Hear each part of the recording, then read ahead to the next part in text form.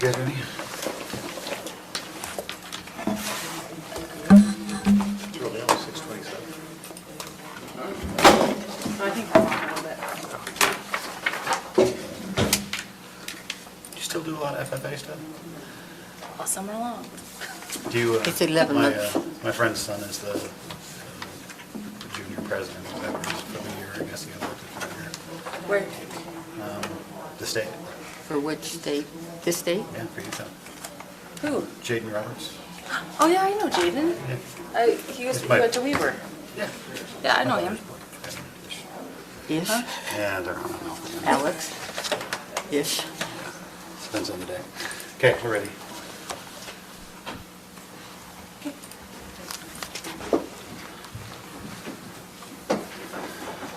All right, good evening, everyone.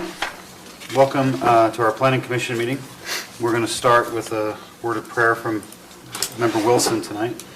And then if you would, please rise and join me in the Pledge of Allegiance. Our Father in heaven, we rise before you. We're grateful for the opportunity once again to meet as a planning commission. We're grateful for the public attendance.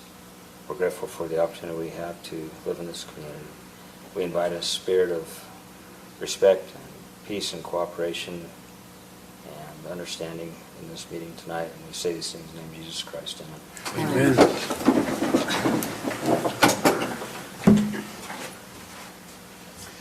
I pledge allegiance to the flag of the United States of America and to the republic for which it stands, one nation, under God, indivisible, with liberty and justice for all.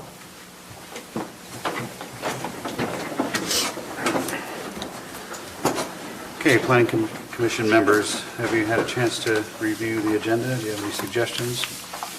If not, take a motion. I move we approve the agenda. Okay, we have a motion to approve. Do we have a second? A second. And a second. All those in favor? Aye.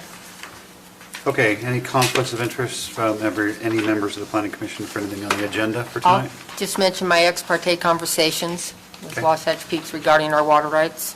Okay. Good. Okay, so we are going to move on to a period of public comment. We still are, this is we advertise as a continuation of public hearing, so we'll have public hearing again, right? For item number 7? Just to clarify, right, we would have to, okay. Yeah. Okay, so now is the time of public comment. If you have anything that you want to comment about anything on the agenda, we will have a period of continued public hearing for item number 7 for Wasatch Peaks in just a few minutes. So any public comment for anything else? Okay.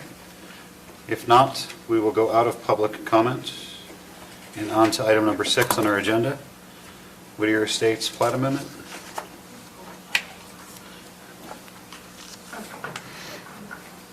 This is kind of in a way, but that's all right. This application before you is an amendment to Phase 3 of Whittier Estates, which you approved not too long ago.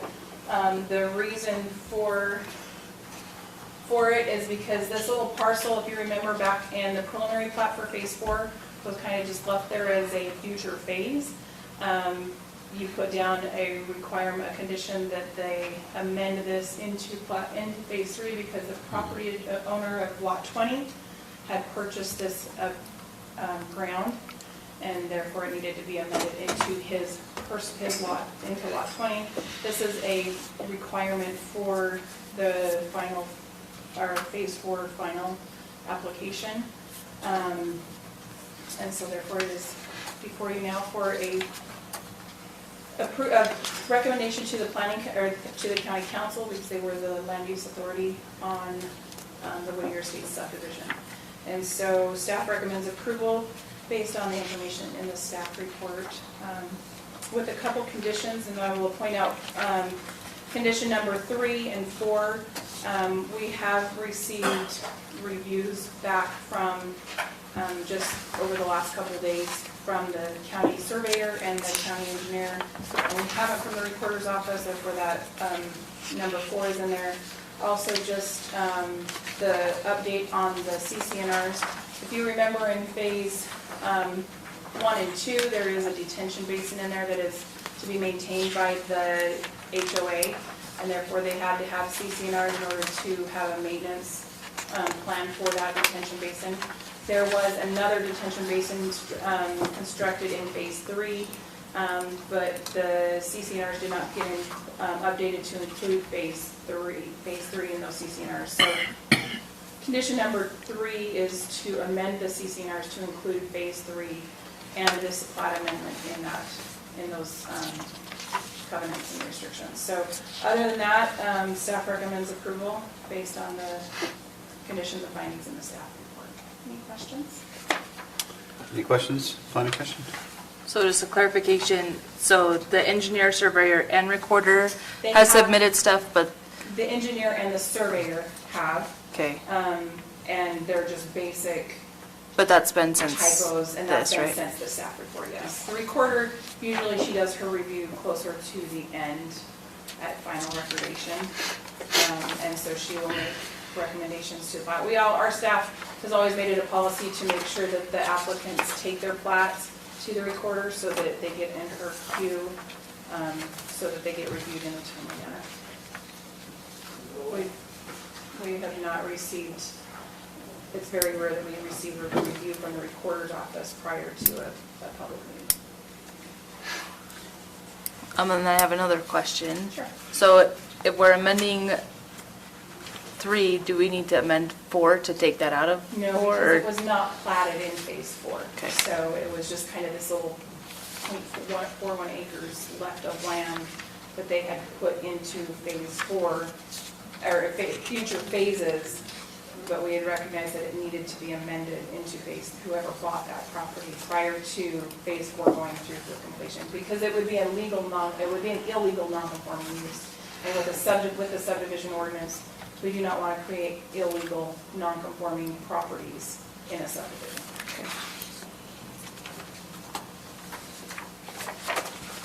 Any other questions?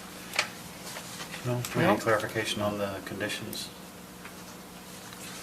On number 3, so recommend that those CCNRs be prior to plat recordation?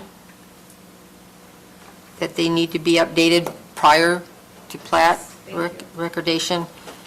And then number 4, that those comments are addressed prior to submitting to the county council.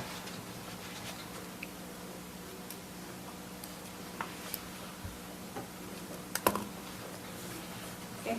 Okay. All right, any further discussion on this? No? Anybody ready for a motion? Thank you. Mr. Chair, I move we recommend approval to the county council for the Whittier Estate Phase 3 Subdivision Plat Amendment 1, application 19.028, located at approximately 3911 North Mahogany Drive, based on the findings and with the conditions listed in the staff report dated July 25th, 2019, with the additions of adding to condition 3 prior to plat recordation, and adding to condition number 4 prior to submitting to the county council. Okay. We have a motion, do we have a second? Second. Second. All those in favor? Aye. Motion passes.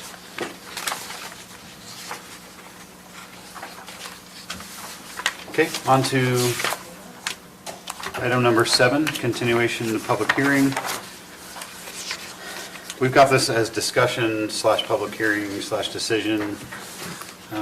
Any discussion on this from the planning commission? Would you guys prefer to have public comment First. first? Yeah. Public hearing. Okay, sound good? So I'll take a motion for that. Mr. Chairman, I move we go into public hearing on Wasatch Peaks Okay. Resort. We have a motion and a second. All those in favor? Aye. Okay, so we are now in public hearing period for item number 7 on the agenda. So if this is the opportunity for the public to comment on item number 7? Okay. No one wants to comment? Take a motion to go out?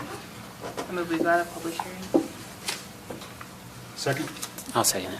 All those in favor? Aye. So we're out of public hearing on item number 7. On to discussion. So last meeting,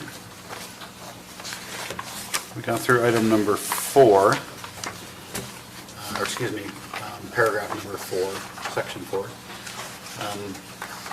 What I'd like to do is go back and let's just review the changes, make sure that we've got, that we're clear on what we've proposed so far.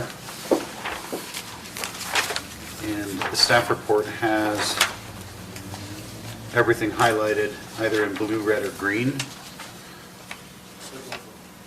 So let's just walk through and see if anybody's going, what's that? And the chart, Oh, sorry.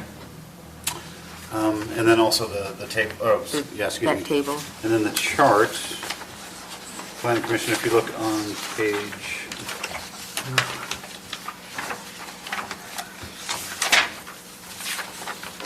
3 of the Wasatch Peaks portion of your staff packet, you'll see the chart here, the table that shows the changes or recommendations.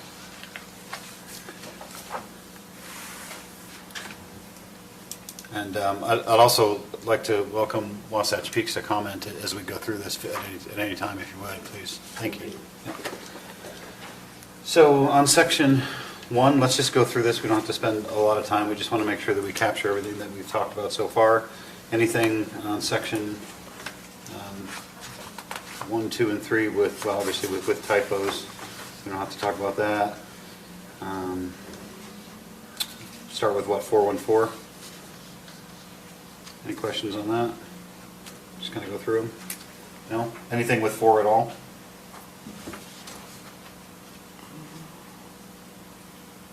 Any comments? Did we decide?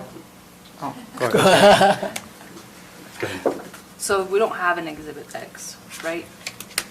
There's, In the original packet, we do. So you'll have to go back to the original document that had Exhibit X, which is the maps and pictures. Do you need to call something up? on page 7, 4.2.5, it says building shall meet all design guidelines stated in design standards document Exhibit X. So I just didn't Yeah. have the exhibit number, so I'm just looking at what the design standard exhibit is in our, it's part of the development agreement. So X was just a holding. The X was just holding, the actual exhibit number here, I'll get it for you momentarily. Okay. Staff, that was in the original packet, correct? Sorry. X was in the original one that was on Google Drive, right? So it's, Which one? Which letter? Oh, okay. yeah, so it's, design standards is Okay. exhibit, I'm sorry, No, you're, okay. is appendix 2, and then it's also an exhibit to the development agreement itself. Okay. So you're on, Haley, you had a question on 425. Well, I didn't even see any, oh, so that was just a question that wasn't. so Exhibit X, that'll be changed prior. Yes, it's the correct should be exhibit E. X was a placeholder, Okay. it should be exhibit E, that was my oversight, I apologize. Okay. In what email? Because mine Exhibit A in the email with all the links is the red lines. It's back in their application, clear back. What we originally got back in, I don't know, April. So we have the design standards, that's all. That was my question. Yes, we do. And it's So, Exhibit E. let's back up from 425. If you look at again, the table, let's kind of walk through that. For the use table, let me see.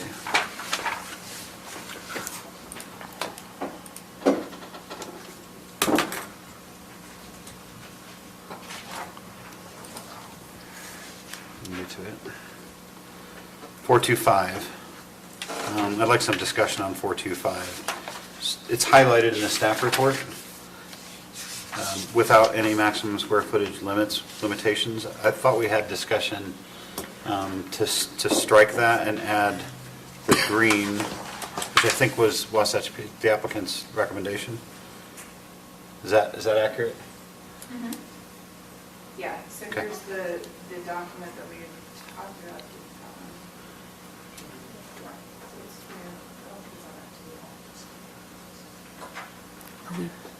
Is she making changes? Did she? So just strike that, strike through the Yellow. highlighted. The yellow. Yeah. Okay. And she changed Exhibit E. Non-residential uses. And then Exhibit E was, Yeah, Exhibit X will read Exhibit E. Change X to E.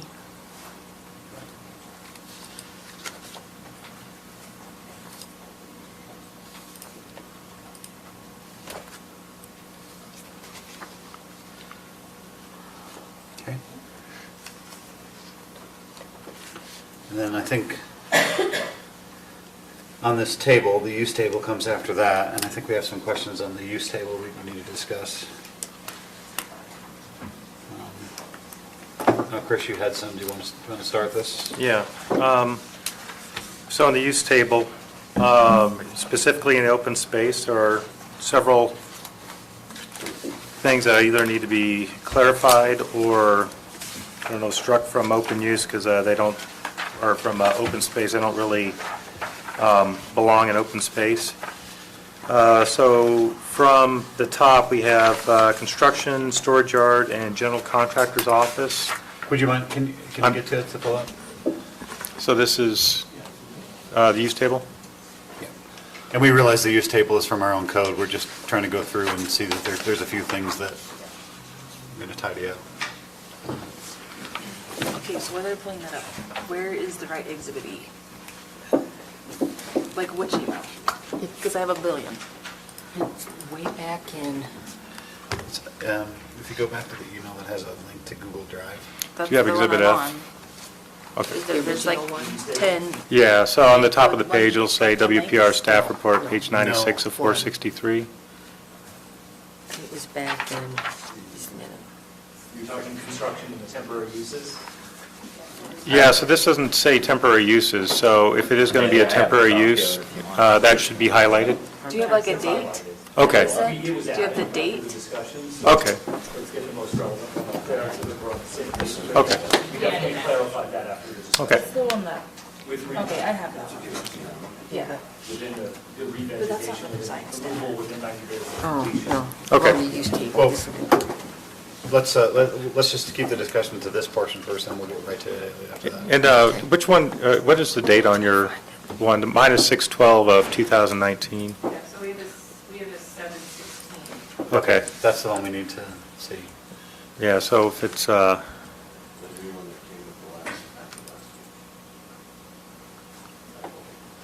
No, 6/12. that's what I got. Gary and I have the same one. We'll find it. There isn't one in the packet. There, No, 7/16. 7/16.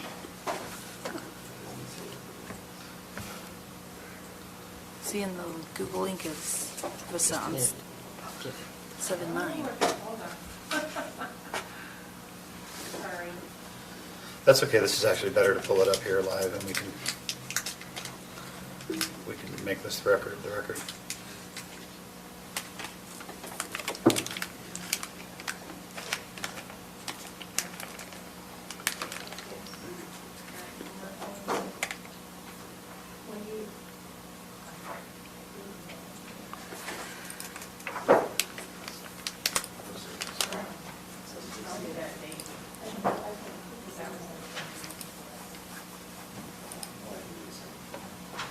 If we could come back to this, I'll get the use table. Okay. Updated one and make sure we can look at it. Okay. Okay. Sounds good. So Haley had a question about Exhibit E while we were here. I'm going to email it to Well, you. I'm mostly confused about that they're saying Exhibit E is the design standards, and the Exhibit E in the email that we got sent on the 9th of July is the red lines. So I don't know where to find the design standards, that's the problem. So the original application. As original application. So if you go to, the Exhibit E is our exhibit for our staff report. So Exhibit E in the development agreement is going to be with your initial, with the initial application. So the easiest way would be, I'll just pull up the original application.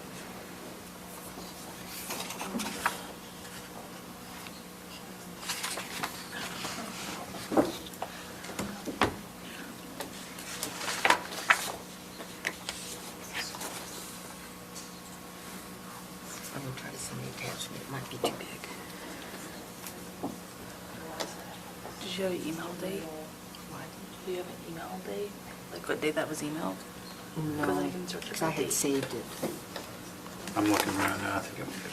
I had Let me see if saved, it's- I had saved it as a Look file. at Exhibit M. Exhibit M is, I think Lance is getting it. Do you need that, yeah, do you need email or? You can email it to me, they'll have it up here. Okay. Okay, so we're waiting for the use table. We could, Okay, so Exhibit E is what you're looking for. yeah. We'll carry on our discussion while you look for Exhibit E, if that's okay. Let's move on to 454. Any questions with that?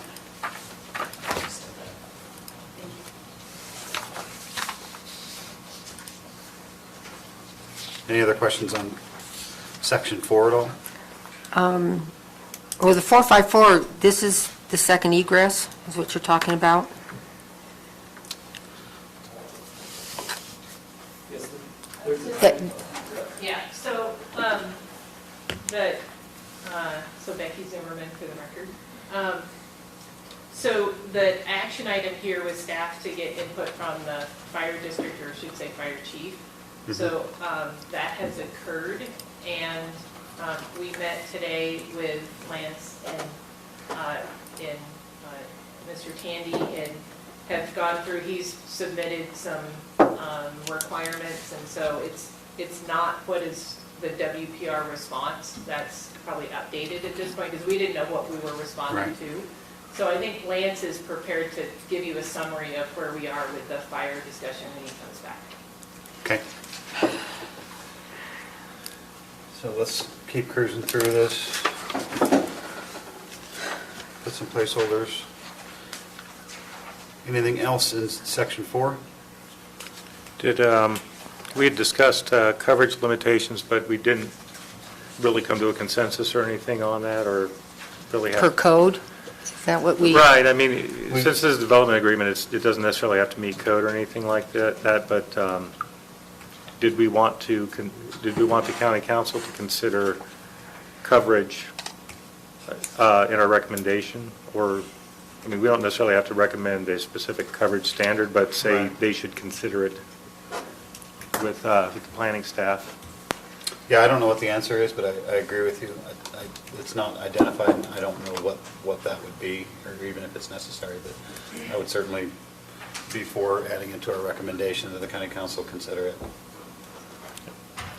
Anybody else have a comment on that? Is that the discussion that we talked about, having a percentage? Right. A percentage Just one coverage? such Pete I thought, recommendation? Do you have any I recommendation or thought input staff on was it? supposed to see, I want to be very careful we don't get into negotiating. No, I We're just am. trying to So clarify. from the notes that I took from the last meeting, I think that you got to the coverage question because of the desire to limit the size of the single-family home? Or is this really a coverage Look, question? for me, I think it came up in the discussion for why do we care how big a home is? Yeah. But then, for me, the discussion, or the question was raised, well, what percentage of a lot is appropriate? If our county code has it there, it's there for a reason. So what would be appropriate for much larger lots? That I don't know. Maybe it's simple enough to default to the county code. Yeah, well, because in this case, we're going to have a variety of sizes of lots. And the goal here, to really create this successful kind of core of the community, is to have homes walkable to that base lodge. And so those lots are going to be smaller. And it would kind of be the counter purpose is if we said, well, if you have your lot has to be big in order to have the house that you want. So we just felt like there's no one that's more concerned about, I think one question came up like, well, we do this to protect the neighbors, but there's no one more concerned about that than the developer.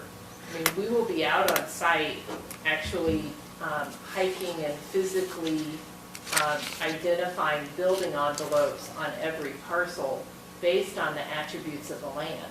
So in some cases, there might be a rock formation or a little ravine or something that, kind of creates a privacy on a very small lot or a comparatively small lot. And so we just felt like any type of percentages or something like that would be very arbitrary, and we wouldn't even really know how to deal with that, and we didn't feel like it was necessary in this situation. Mr. Chairman, may I? Yes. Okay. You know what, if you don't mind, last meeting, it was difficult to hear in the recording. Yeah, okay. I appreciate it. Thank you, sir. Mark Miller, Wasatch Civil Engineering. We didn't clarify that, so Commissioner, I'm glad you brought that up. As you consider resorts such as like Tahoe or Beaver Creek or the ones you may have visited, they're very clustered, and the planning movement in the past, 15, 20 years has been to cluster to leave more open space. And if you look at the centers of any of these resort communities, they kind of pack them in tightly around the lodge areas, even Park City or Deer Valley, so that it's all walkable or skiable, whatever you may. And then what that does, theoretically, for the planning vision throughout the United States in the last 15, 20 years, is it creates more open space is the idea. So what you do is here we're very concerned about maximum building size on a lot, because we don't want somebody to have a barn, concrete driveway, home, all these things, and then their neighbor has this behemoth next to them. Up there, everything's kind of clustered together, which theoretically leaves more open space, because you can only have so many units per this big piece of ground. So the tighter they are, the better it is for open space. Lance, I'm explaining clustering, and that's a planning thing. So this is the first time I thought about it when you guys were talking about it, but it is, as I envision all the resort communities I've visited, they are pretty clustered, and I suspect that's what they're talking about or proposing. And so maybe it wouldn't make as much sense to have a maximum lot coverage area especially around the lodge area. Now, as they get out to the more residential lots, then maybe it would. So, yeah, it doesn't. I don't see this single family thing like we see around, on 1 acre lots or anything like that. There are some areas that are like that, but in the denser zone areas, I think you need to cluster them in order for it to have that look and feel that you see at any resort community. That's the appeal. Is there any safety concerns with clustering that tightly? I know with one that we had a couple of months ago, they were concerned about how close the houses were going to be together. It's a very legitimate question, and the fire code is extremely specific on it. So they have to break that down as far as number of units, the height, the size, and then the distance to the next building and everything else. So all the fire marshals I deal with have those standards, and they're all laid out in the International Fire Code. So if they're going to have their own private fire district, would they be under our fire district, or would they be under? Well, because they're a district, they're a municipal entity, so they're a political jurisdiction in Utah, and so they have to fall under all the rules of the political jurisdiction. So they have to have the International Fire Code as the basis. Okay. And the Uniform Building Code, same thing, or International Building Code. So, Well, that's my planning perspective. No, that's really good. That's good. Do you guys want to, do you have any more comment on that? I mean, is there anything? I think that sounds pretty good. Yeah, that makes. It makes sense. That makes sense to me. Mhm. So, I don't have any more questions about that unless anybody else does. So, can I just say something? I look at other developments that are like this, and I mean, they're going to be dealing with the rich and famous, and people who can afford to throw up 20,000 square foot house. You're not buying a lot? What I'm saying is, I'm fine with them as long as they have the project, they finance it, and it's completed. I don't care. But if they don't, you could have 20,000 square foot mansions up there. Again, I sound like a broken record, but that's my concern, so. For whatever it's worth, council will Yeah. decide it anyway, but. Yeah. No, it's a good discussion, so if you want to make any recommendations on that, feel free to. Well, my recommendation would be to have the council look at whether a square footage limit is appropriate. And that's my recommendation. Okay.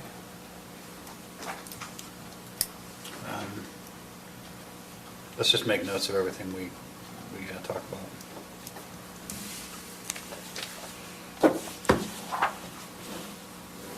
So we don't forget. Do you want to go back now, or? Yeah. if I've he's- got the table now. Okay, let's go back to the table.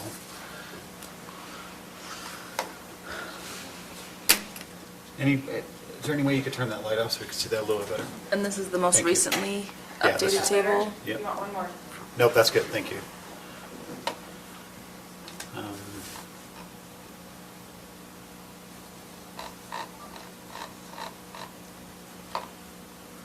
So for the last meeting, the red is what has been added. Okay. To capture the comments that we heard. Excellent. Can you go up, would you start at the very top? At the very top of it? Yeah, at the very top of the table, I just want to look through. Okay, so, So we don't have that either. excellent. Oh, sorry. That's good. So the question that I have is about open space. I'd like to pay particular attention to the column of open space areas. So accessory buildings and uses customarily incidental to conditional uses are permitted in open space. I just want to look at that column.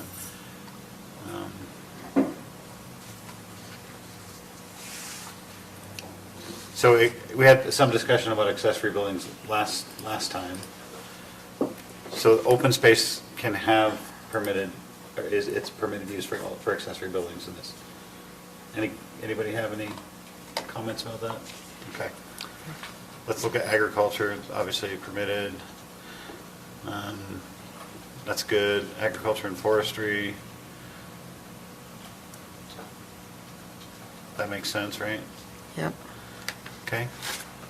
Next one, please. Commercial, what was that top one permitted? Heli skiing permitted, okay, that makes sense. That might impact your business model. Okay, construction, storage, this is what our discussion was last time, right? Yep. So we've got this permitted, but the red has changed it to temporary, okay. It's got to be removed and revegetated within 90 days of construction completion. Okay. Okay. Any questions on that? Anybody? Okay, Nick, keep going down. So on recreational dwelling, which is the 8th one down, I believe. Yeah. So how is a recreational dwelling allowed in open space? So that would be like a yurt. So you have yurt actually further down, so if we took that out? Yurt is actually one of the specific Yeah, ones. because we added that to the end. Yeah. What else were we gonna say? Like a tiny house cabin type? Is there a cabin type that is a destination cabin, destination camping, like a yurt, but maybe it's more of a structure that could be used for temporary stays? You know, when we think about 80% of open space and the inaccessibility of those southern parts, a yurt comes to mind, but is a yurt the right expectation of what people have for glamping? Which probably should call it camping. Would be cabin. So you don't want a yurt to go towards the density? because it's a temporary, so would it work to put temporary in there then? Temporary residential? I mean, I don't know what the verbiage would. Well, but a cabin's not temporary. Yeah, okay. So, but if it's a cabin, then wouldn't that be part of the 750? I think maybe we can add it. If we would add yurt type, clarify that as we get to the end, yurt type, because, I mean, again, we haven't thought more beyond than just, we should offer glamping down in these amazing areas down south, but it wouldn't be an RDU or an ERU where somebody would stay permanently. It would be a place to go to camp or glamp. I think this Is there a way Can we of, if, that seems like that would be other recreation though, Yeah. so the land should be designated as other recreation versus open space. Yeah, I think we could put an X on this one, because I do think we've covered our intent with the very last item on the use table. Okay. Okay. And recreational, well, no, that's an X as well on this. Oh, recreational uses are still there, and that would cover the Yeah. glamping. Yeah, that's fine. Okay. Okay, so Change it to X. Through that in open space. are you able to edit this table? No, it's a PDF. Okay. Just want to make a note, so.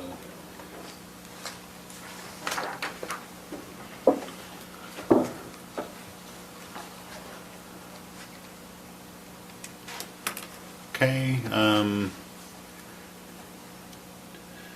you would it down a little bit further, if you would, Lance, please? So what's that one? So mine, quarry, gravel, permitted. Right. It's just temporary. Temporary? Yeah. Okay. Power generation, I have a question about that. I just don't know what that is. Mine? don't, please. Yeah, I actually have a concern about it too, Commissioner. I think that that really should say temporary, can we go back, where was that? Unit, excavation? Oh, One it's page up, up. please. Oh. Mind. Right there. Yeah, the bottom. The mine query. Yeah, mine quarry, get gravel pit, rock crusher, concrete batching plant, and asphalt. Those are things that can have regional effect. And so I don't like that being permitted for anything that we really need temporary mine, quarry, gravel. It should be prefaced with temporary for construction, on-site construction is what it should say, Lance. Not just construction because it takes up, but I don't see this county approving an asphalt batch plant up there. Just from my past experience here. So that should be conditional on the asphalt. Just asphalt? Yeah, that's the one that could create the harmful, So rather The than C, emissions. make it C, I think that should be conditional, yes. C1? C2? Well, you're saying break out asphalt plants. From the as a others. separate item. Yeah, it should, I definitely think asphalt, well, first of all, we call this temporary mine quarry, temporary on-site mine quarry, that's, because that actually is good for everybody, because if they're mining their own material, what they do is they scoop into their gravel or their source of granular material, they screen it, they might crush it, and then they use on-site material versus all the trucking that's gonna tear the roads up. And we would prefer having that done up there. Asphalt plants are a whole different ballgame though, and so we really need to look at those, because those could have effects that in the air that we want to look at, so. So we could take asphalt plants, make it a separate line item. and Yeah. and Temporary. everything else needs to be for Temporary asphalt. on-site only, so they're not selling gravel to someone. And same with the asphalt plant, temporary on-site. Yes, yeah, we don't want them, yeah, and we'll make sure, you can't give a green light to an asphalt plant, I don't think in many places in Utah, so I think we definitely want that to be conditional. Okay. So we could just recommend the whole thing, that whole line be C1, C2? See, Which is asphalt plant. Well, In a- the other things I actually hope they do on-site, but the asphalt plant, I definitely want to, I think we should. So the asphalt plant is conditional, but everything else is permitted. So Yes. insert a new line for asphalt plant. It would be Conditional across the board. We're going to change. We don't want to pull But out it's asphalt. The It's- existing line will say temporary on-site mine, quarry, gravel, pit, rock crusher, permitted. For on-site construction. For on-site construction. And then even on the asphalt. asphalt should be plant, if it's- on-site. If it's conditional, and they do want to just asphalt their own roadways, and, I mean, we can look at it, but we just need to look at it real close. Right, there needs to be some mitigation, I'm sorry, I didn't pick that up. potential for mitigation. Yeah. So is the asphalt coming out, or is the whole thing going to be conditional? The whole will be conditional. No, I'm sorry, asphalt comes out of that. Right. Put it in New line, a then. different New place. line. It's conditional. Okay. Yes. That's C3. the recommendation, yeah. Probably a C3. So do we, C3, C2, Does C3? conditional automatically make it temporary? No, Or would it it doesn't. need to be temporary? It says but it's temporary. gonna That's say what he says, temporary. It's temporary. going to. on On-site the- use. Absolutely, we're not going to have any permanent asphalt. It's temporary on-site use. So C2 or C3? C3, do we say? C3, council? C3. Okay, C3. Sorry about that. No, I appreciate No, that's- that. Thank you. It's great. I still have a question about what power generation is. Yep, let's go to the next page. That's not generators. You can have solar.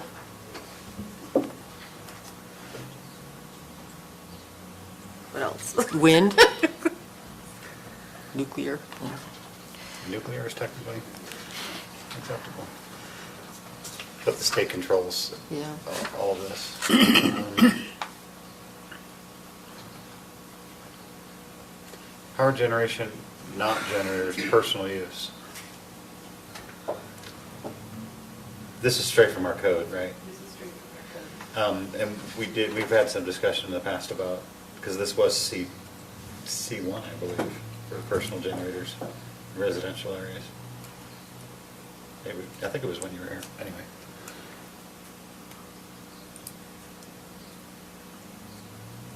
I don't know. So thoughts? wind and solar, those are the examples?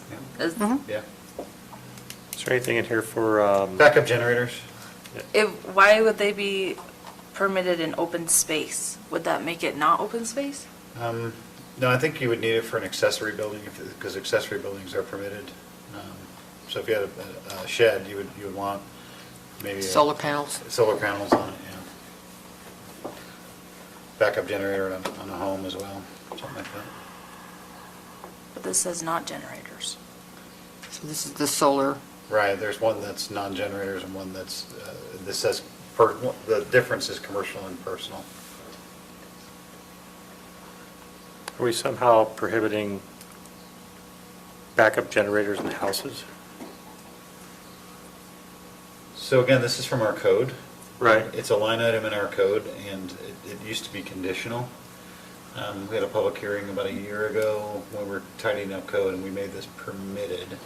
Well, if, So this is probably where it came from. but we also say that if it's No, not it was- listed. It was residential for home use. It was C1 in residential uses. So we're saying if it's not in here, then it's essentially prohibited, correct? So we're kind of going through power generation, and even for personal use, we're permitting not generate, without generators, but are we somehow, if somebody wants to put in a backup generator, propane Well, or? that's accessory to a residential use. Okay, so we don't have to worry about that? This is power generation. Okay, Yeah. primary, This is a much bigger scale. okay. Just want to make sure we're not somehow limiting. Yeah.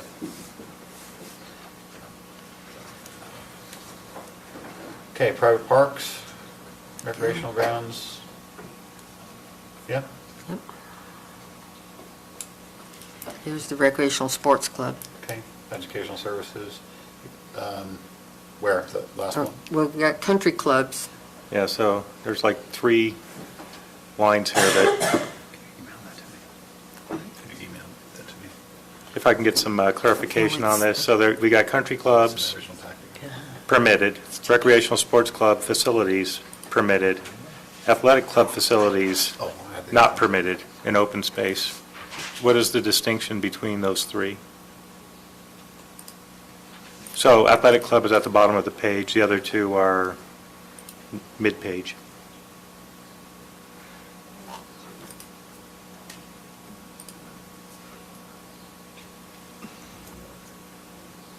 So, Chris, where are you looking on this? So under entertainment, so we got, Line down? yeah, so about You have the country fourth or club? fifth line down, country clubs are permitted. Right. In the open space. And then a Is that- couple of lines down from that, recreational sports clubs facilities are permitted. And then at the bottom of the page, athletic club facilities are not permitted. So what is the distinction between a country club, a sports club, a recreational sports club, and an athletic club facility?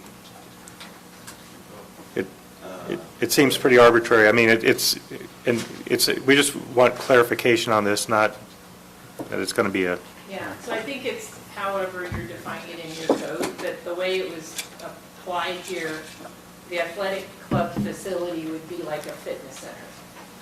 And so that's a building, and we said not an open space. Country club, we just said this, basically the whole Wasatch Peaks Ranch is a membership club. So all of the land within that, in essence, is a club.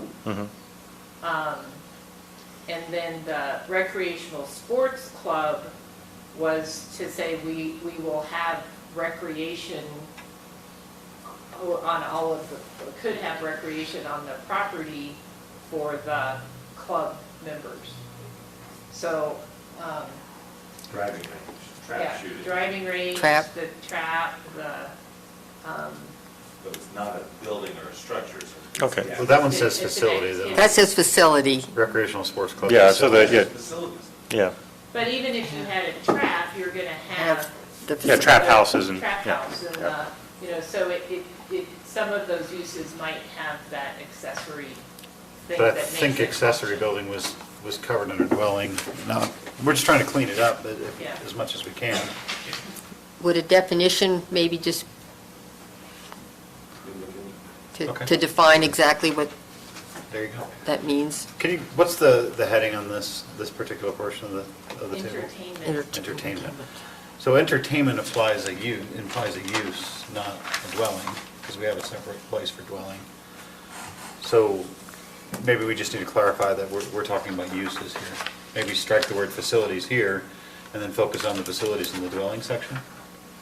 And then the uses can be whatever they want. These would be structures, these could be structures or uses. The entertainment could, okay. Yeah, I mean, there Art are gallery. Yeah. So maybe just a definition. that For rec sports club. Recreational sports club.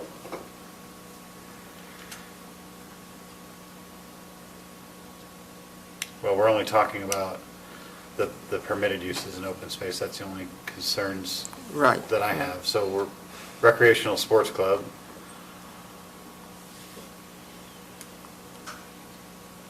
Ring. But I see country club is just a building. But maybe, I just think it just needs to be defined. I mean, we just have to know what the expectation is. Okay. I mean, Well, we can It's fine. take that away as our recommendation, is that we need to clearly define this so that our concern is that the open space isn't dotted with a bunch of facilities. That we clearly understand what facilities are where. Okay, I have a question real quick. So, one section up, educational services, and then it's a medical clinic, is that the wrong title? no. That's your code, the way you have it in your code. For skiing. we have some takeaways for our code that we'll add to our work list for the summer. Every time we have an If you're application, going to have a we ski find resort, something. you'll need to Strike have, educational services, does that make it feel better? yep. Well, it's a medical service, not Okay, a, you want to change it to medical services? It's, well, yeah.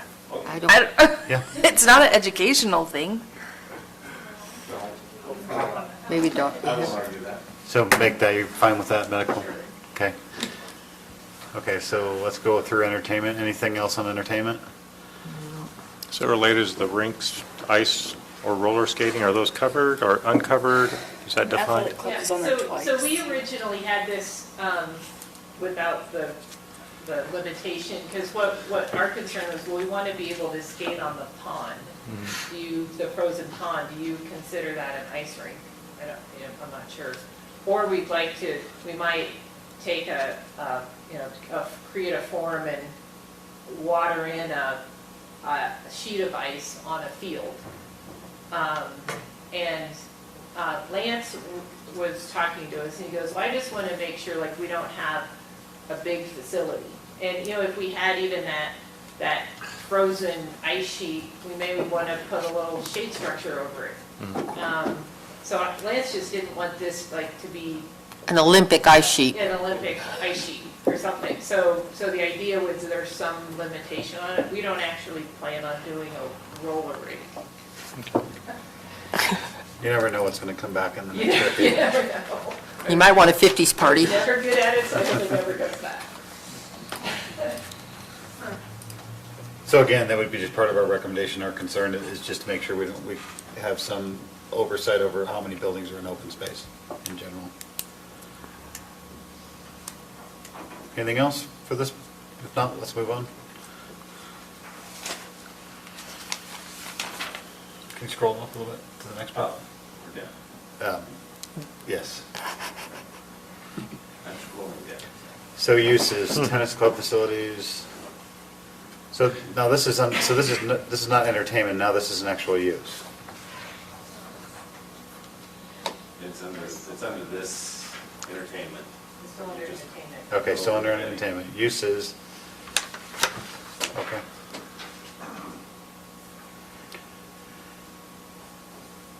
Okay.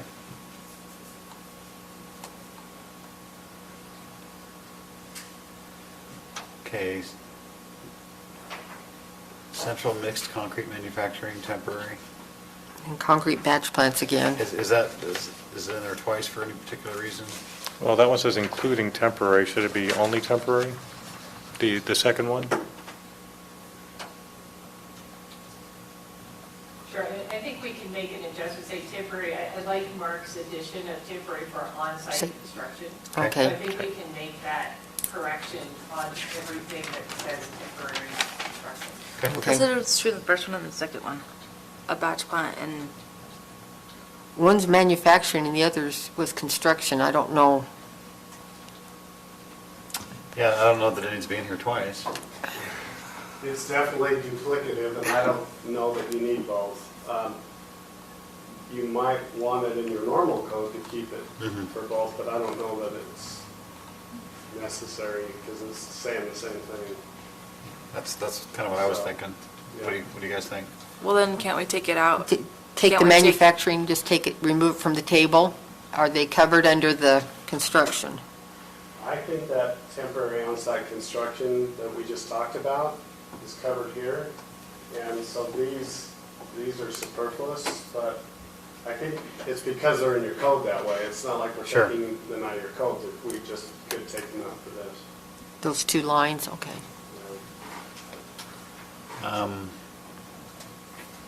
So under manufacturing, we're taking out the first two lines and then keeping Just keeping the printing stuff activities? under,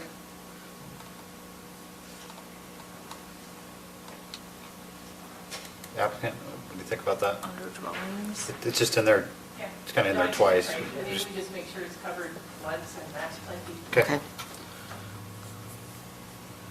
And you want to keep printing activities in there? Yeah, I mean, what we've seen in other places is there might be an on-site little print shop or sign shop. A lot of resorts will do that because they're constantly changing things, so that's why that's in here. Okay. Okay. Keep going, if you would, please, Lance. Down to churches, other services. So yeah, residential, retail trade, that's fine. Churches Any are, questions, anybody else on anything? we're just kind of going Yeah. over open space. Right, so churches, We're struck. it was struck, yeah.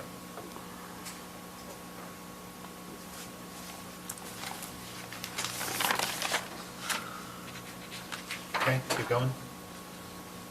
Yep, that was, the other one was, outdoor storage was struck. Okay. You take out the other religious uses. Yeah, I didn't see it in there anymore.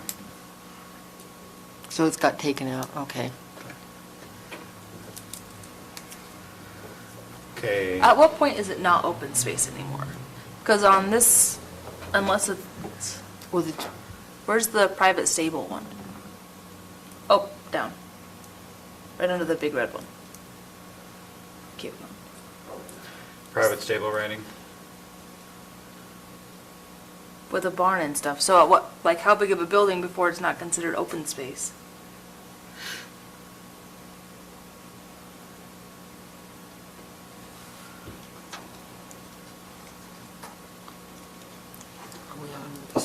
So let me look at so the top one is public facilities. Again, this goes to our kind of our general question is, we want the county council to look at what uses are in open space. Because we're just not sure what would be appropriate. And our concern is that the open space would be dotted with buildings that the county wouldn't have any control over. So I don't know the best solution to that. what's, I guess, our code requires, was it 60% open, what was the default for Resort Special District? Was it 60? Correct, 60%. This is greater than 60% Correct. in open space. I don't know where the balance is. I don't know what the solution is. I would just want to say that our concern is that we don't know how That any, to best manage any that. uses in open space don't exceed a certain percentage of the open space, like, Well, it'd have to be huge before it would even start to dent. It's Right. 8,600. well, so we can make it small, like 0.5% or half a something. percent or something, which is still, Seems arbitrary, but. I mean, thinking through this, and they've listed a lot of things like the private stable and the riding academy and that sort of thing. You know, like, well, I'll pick on what I said about the ice rinks. I went, well, it could be a giant oval, I don't know. But I think realistically, given the access and the private nature of the club, everything else we have in here, that these few items that are allowed in open space, the riding stable, a shade cover over an ice rink, these are not going to be abnormally large. There's a limited number of people that could use them to begin with. So I was comfortable with where they're at on these now. okay. Okay. But it's up to you guys, of course. No, we're looking for your input. We're looking for They don't have to direction. have so many, even if they got one of these riding arena north and south and that type of thing, it's still 1,000 square feet, 2,000 square foot structure maybe for stables. It's hardly starting to make it. Okay. It doesn't fall outside the design standards as well, so. And then you've got the design standard on Yeah. top. Okay. And even in a building permit standpoint, when we do a land use review, we're going to look at the code, which is 60% open space. It would be up to the applicant to determine, to tell us what percentage of open space. Is still left. And what's still left. Well, to clarify though, the open space is set, it's 8,600 Right. whatever acres. Right. That is now in the development agreement. Okay. It's not, they can't go down below that. But they would allow to add, this use is being proposed for a stable. It's in the open space area, it is an allowed use. And we go from there. Okay. So, again, you have some cushion there with the fact that they're that much over code. 860 acres. to play with. What, 10%? Yeah, It's a lot. it's still. That's a lot. It's still big. It's over a square mile, so Right.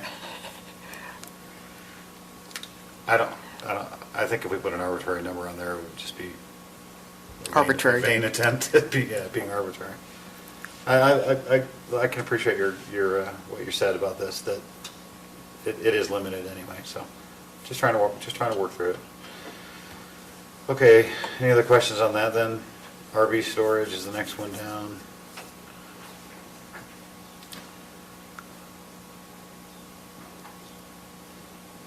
think there'd be a lot of fifth wheels up there. Yeah, so here's the religious uses. So like a rectory isn't necessarily a religious use? Yeah, so this is, once again, this is your code, and Right. the way you've Right. defined it. All we wanted to have in here was like the ability to have weddings and open space. And so we didn't know what to do That's- with that idea. So that's why we ended up where it is, but Why not just put weddings? But weddings, I don't even think that needs to be. Yeah, I don't even know that it needs to be. I think private parties are Specifically That's a- not really, That's a party. or it could be a, I don't know, a church service out in the field, I mean, Right. But that's not Well, a, yeah, a rectory is like a Temporary, permanent that's- building though. yeah, we're looking at, Yeah.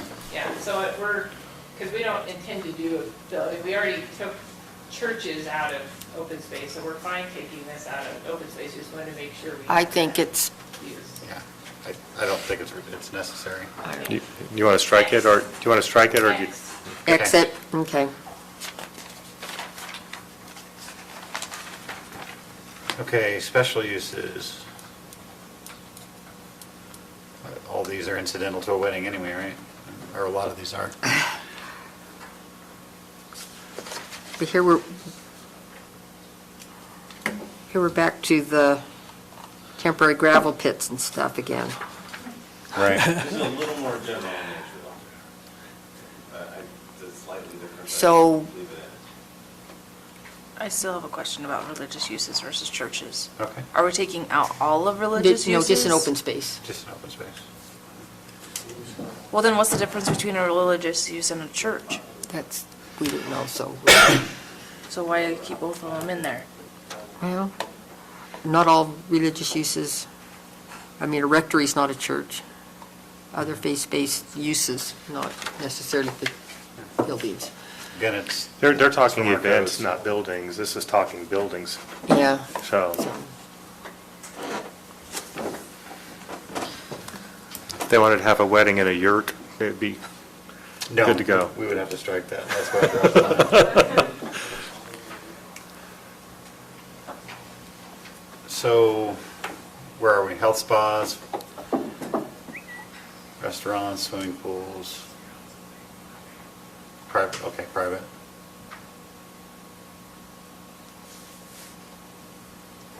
Do we have to, Lance, do we have to say temporary gravel pits again? We do. Gravel pits and asphalt plants make us nervous. So if we've said it once, I would feel more comfortable if we just took it out of the rest of the uses. What's that? That would be clear. That would be clear, okay. Why is it in there? It's under construction, it doesn't need to be in there. Is that fine? Okay. So we'll strike that temporary gravel pits from the use, from other uses. Temporary meteorological tower, subject to regulations, okay.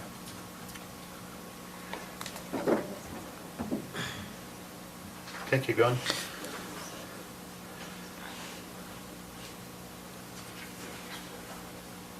For the recreational dwelling or the yurt, does that need to say temporary because it's not a permanent structure?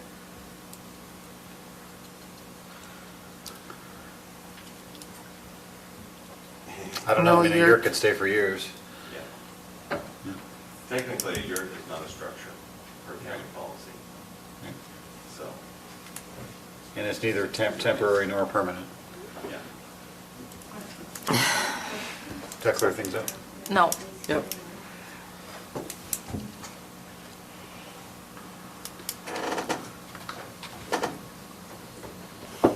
Why don't we just say yurt? Well, because it might not be a yurt. We have it up above. Didn't we have a recreational dwelling up above? Yeah, We took that one out, so we're going to leave this one in. Correct. So why not do temporary recreational dwelling? Because if it's permanent, then it should count towards their 750. I Right? think a recreational dwelling, by definition. Is not a would be resident. Only temporarily occupied. It's not a residence. It's not a residence. they'd go out there for the weekend type thing, not, Or hunting, What if you have some squatters? Then like a hunting? they'll take care of squatters, though. Okay. Yeah, they'll take care of the squatters. Yeah, I don't, that's fine. Take it, Gun? I just saw That's East it. Canyon Okay. has some temporary wagons you can stay in now. Yep. Yeah, or teepees. Teepees, yeah. Teepees? No? Okay, that was it. Okay, so that's it for the table.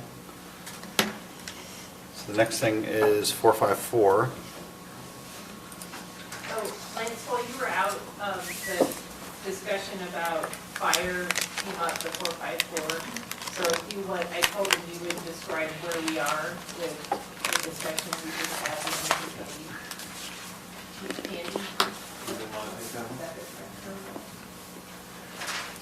Well, I guess when we were talking about access and various fire issues, had a discussion with the fire chief about it, and looking into the International Fire Code, you correct me if I say it wrong. There was a list of requirements that kind of outlined and got into the stipulations of when things would happen. This is all these restrictions exist currently in the fire code, very restrictive, very specific. And so we have a memo from the fire chief that goes into those details. We kind of discussed with the applicant and went through those items. And I think what it comes back to is that there are some issues that need to be resolved. It's covered already in we have it in here in other places, that they shall follow all codes, building and fire codes, and other codes, any and all applicable codes. So that we have that general statement, but we wanted to get a little more specific and have a statement that says, these specifically will be applied. And going back to the intent of the development agreement so that everybody's on the same page and understands what's going to be required of them. And so the International Fire Code gets into those details. At what point would that secondary access be required? And there's several different, 2 or 3 different times that would be, that they would cross that threshold.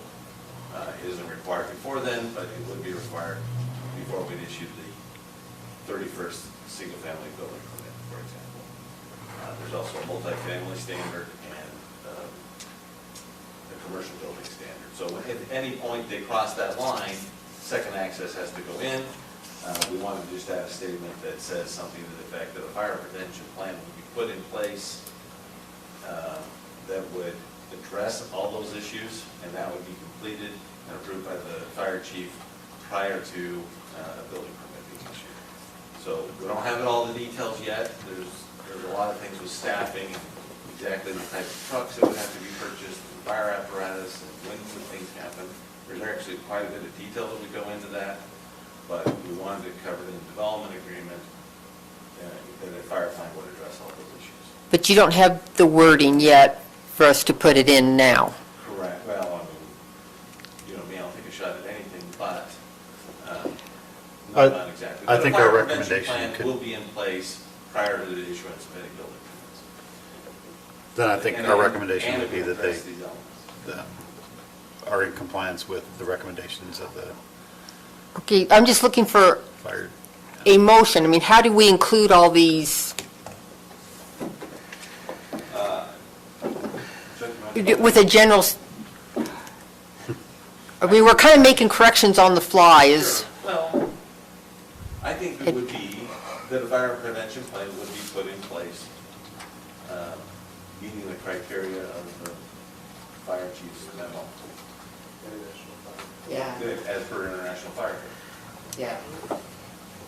When we went over this document that I proposed, a lot of the specifics we can't detail out yet until we have a better floor plan of the development of the buildings and things like that. But we gave them, like Lance was saying, the trigger points for when certain things will kick into place. So that we're all on the same page going into it, understanding that as more detail becomes available, we can be more specific in the code interpretation and the application of the different codes. So we'll have more information for you as it's provided, and then it can be Right.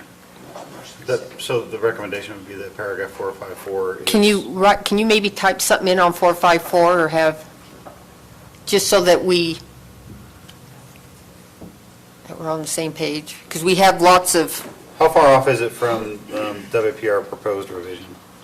It's different, it's quite Is a it? bit different. Okay. Maybe just make it underneath there? or cross out there, yeah, delete theirs and,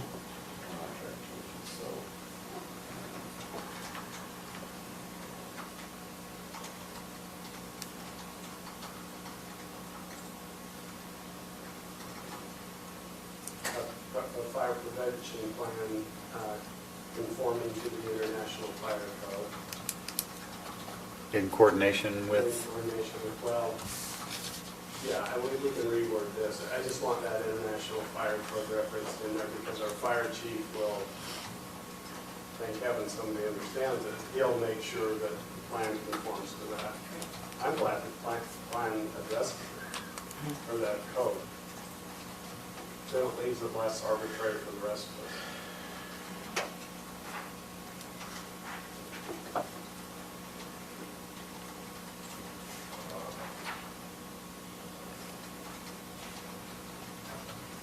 Something like that.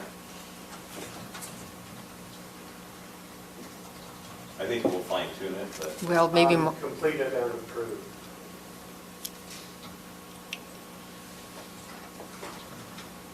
By the fire chief. So that We've got to reword this. Well, just so we know that we're not going back to council for that approval, so that's what I wanted to add, Yeah. approved by the fire chief. Not fire chief, fire chief.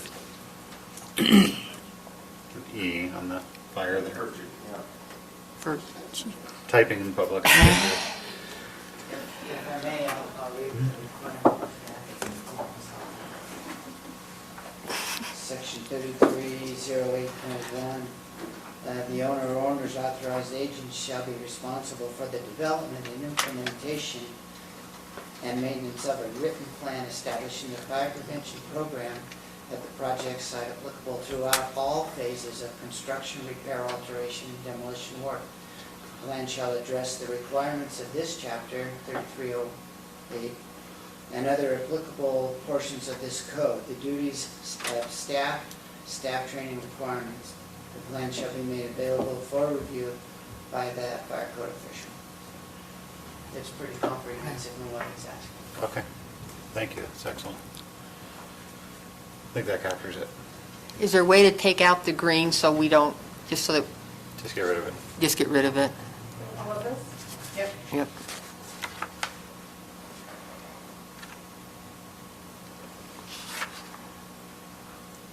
Second. Actually, is there anything else we need to strike out? All of 454, right? Just- we'll Okay. fine tune the draft. if that's okay. Just so that we have, Yeah, we want to be clear on what what recommendations we make. Okay, ready? Where are you at? Section 5. in the table, 5.9 comes first out of order. I don't know if you want to. Yeah, I noticed that too. So let's just start with section 5 because that's where we left off last week, or last meeting rather.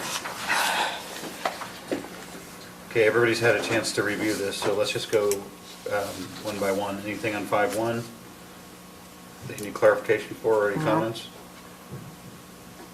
No? Nope, I'm, Anybody else? 5.2?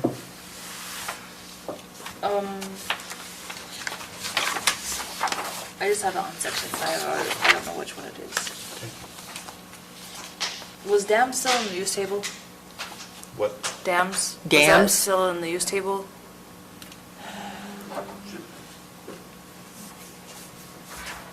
There was something about moving them in the use table. I don't think it was, yeah, it's conditional. So what section that was it, special uses? At the very end. The conditional was its own section. Oh. Oh, we didn't see- okay. Right, that's the only thing in there. But we'll add asphalt plant. Yep.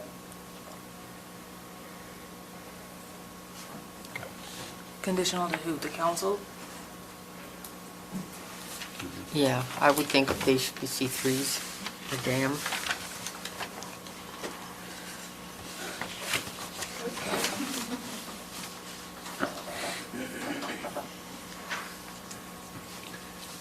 Okay. So sanitary sewer facilities.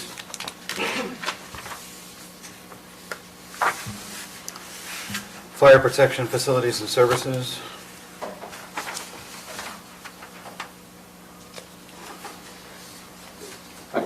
If I may, Yep. are they doing their own, is this where this comes in? They're doing their own service district for fire They are. protection? They're not relying on Morgan County? They're not, and I do, if you want to speak to it, I just want to say I appreciate the coordination you've had with Mountain Green Fire, because that was really critical to getting this worked out. So, do you want to, this doesn't speak specifically to it, do we need to add anything? Is it,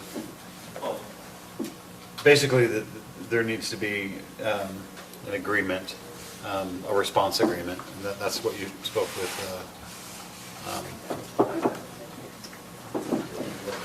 I don't even know what Odie's last name is anymore. Chief Brendel.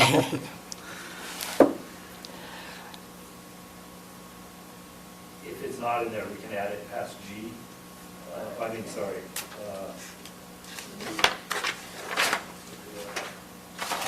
Yeah, 432H, make it 8.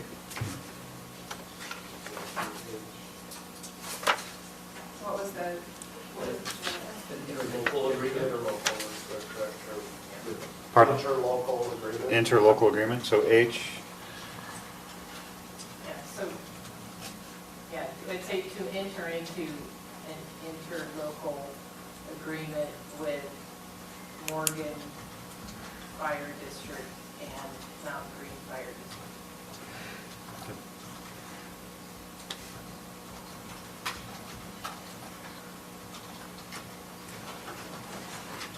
I have a question on B.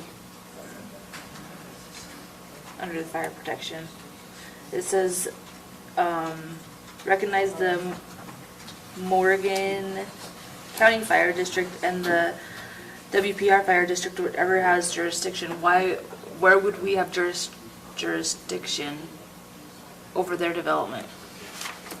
I would need the fire chief's input, but I would say that it's during emergencies, jurisdiction changes depending upon what happens. So. Go ahead. I just see this in all of the communities, even between the counties. You just have these agreements because if you get a big fire, then, you know, Riverdale runs to Roy, and you've got different communities, even the county will run into Roy, or you know, vice versa. And these interlocal agreements just makes it where jurisdictional boundaries become a secondary issue because everyone responds to the emergency, and they would probably do it anyway just because of the nature of who they are, that type of people doing that stuff. But I guess it probably helps for liability and stuff like that. But the interlocal agreements are done everywhere on emergency response. It's critical, and I mean, it'd be crazy not to have it in this instance. Does that include the financial responsibilities of each party? Like, does,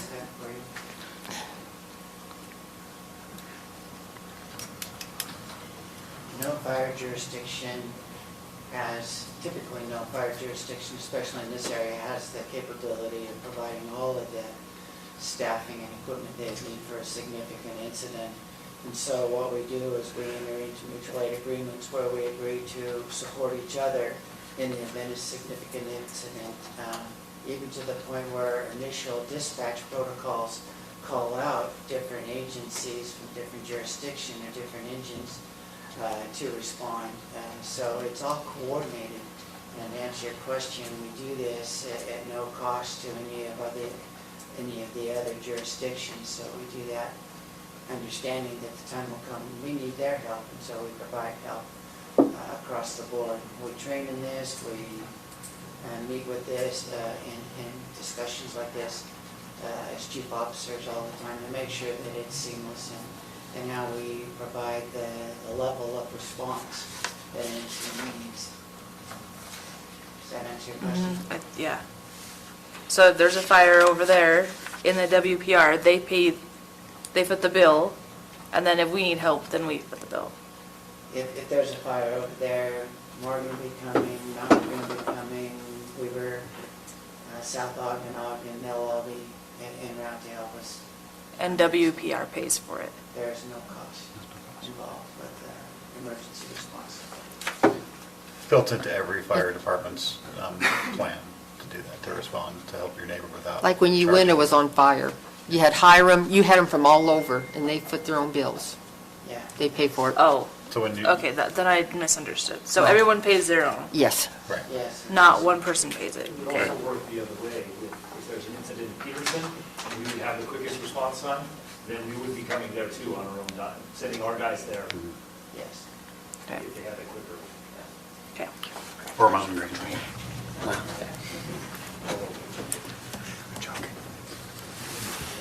Okay, 5.4, emergency medical services. Any questions? 5.5, storm drainage. Can we back up 1 second? Yep, where? To, on page 11, letter G, the owner agrees to protect the county by assuming responsibility of working with water users to resolve issues related to potential negative impacts. Who decides what a negative impact is? And how does that get resolved?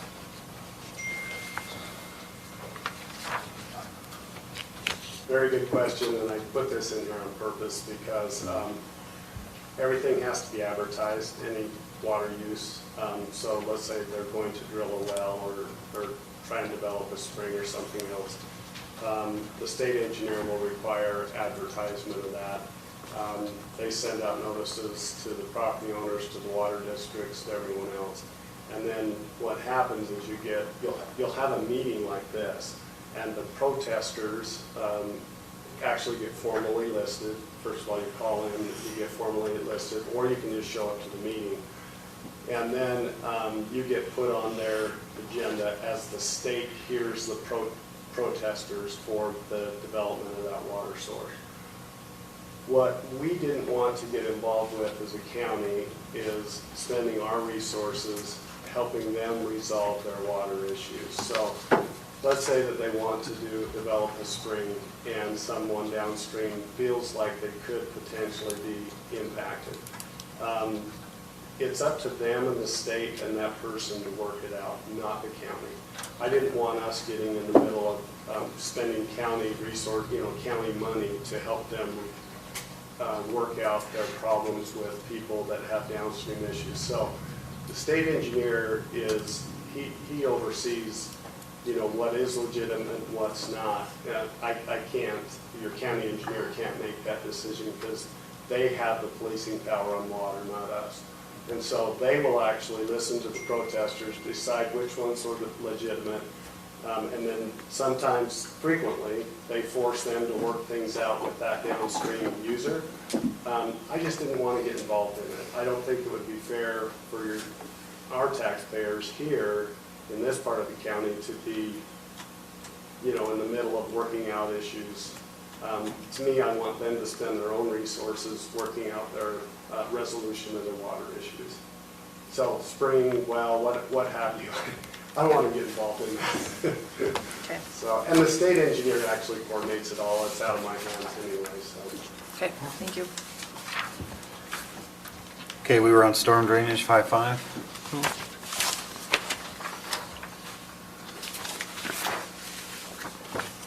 Okay, 5.6, roads, streets. I do have a question. It says county engineer recommends several edits. Are those edits the strikeouts or they're new? No, so everything is blue. So both, like all the previous things you just read through that had the blue additions and these strikeouts that are blue all came from the county engineer. So under this section, they're just mainly the strikeouts. Correct. And a couple of ads. Yeah, not.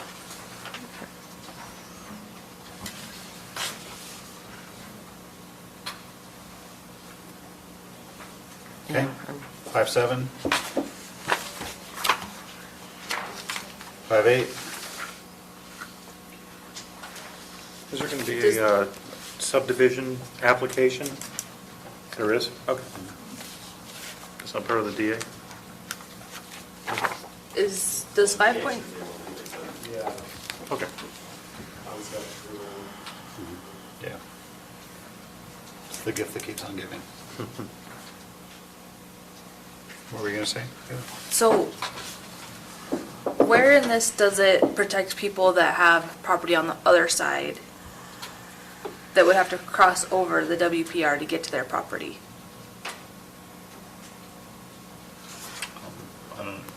So like, It I talks think about the the- letter that we got was from Thurston, from Brett Thurston, how they have property below, there's the WPR, and they have property above. Where in this Private rights does of it access. say he can get to his property through their What line property? is that? It's on 5.6A I. Yeah. 5.6 AI. It AI. just reestablishes that existing rights of way are, they have to be protected, to recognize, preserve, and protect. Okay, Got it? yeah.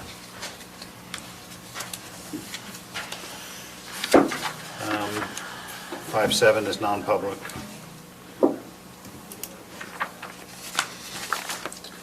Trails, Where did it talk about impact fees?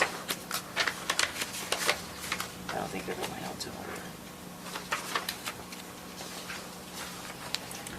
anything on 5.8? Actually, yeah, 5.8, pretty quick. 5.9, open space. 5.9, yeah. Okay.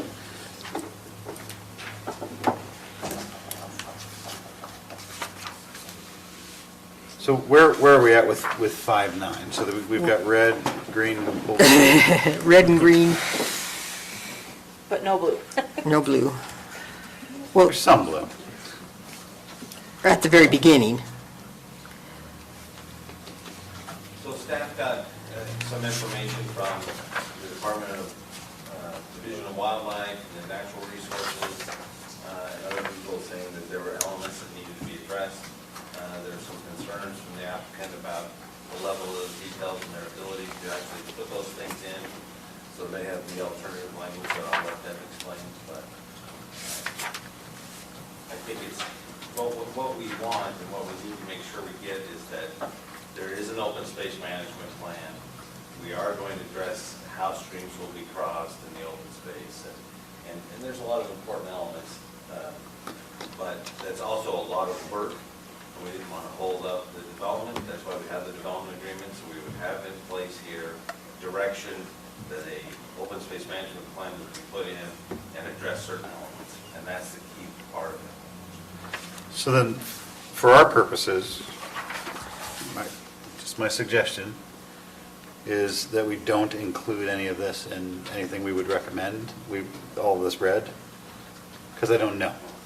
And I think that's up to the county council to figure that piece out. I would be comfortable with just an open space management plan that has to be approved prior to Blue language. the blue language. Or is it Right. green? Or is it blue? No, the blue, Mine's, and then just leave it there. oh, okay. You don't want the green at the end. Yeah, if you go to the green on the end, it adds more detail to what the information in the blue is, like what is contained. Oh, okay. A little more detail in what. I think that's- Should be contained in that open space. management. That's good language.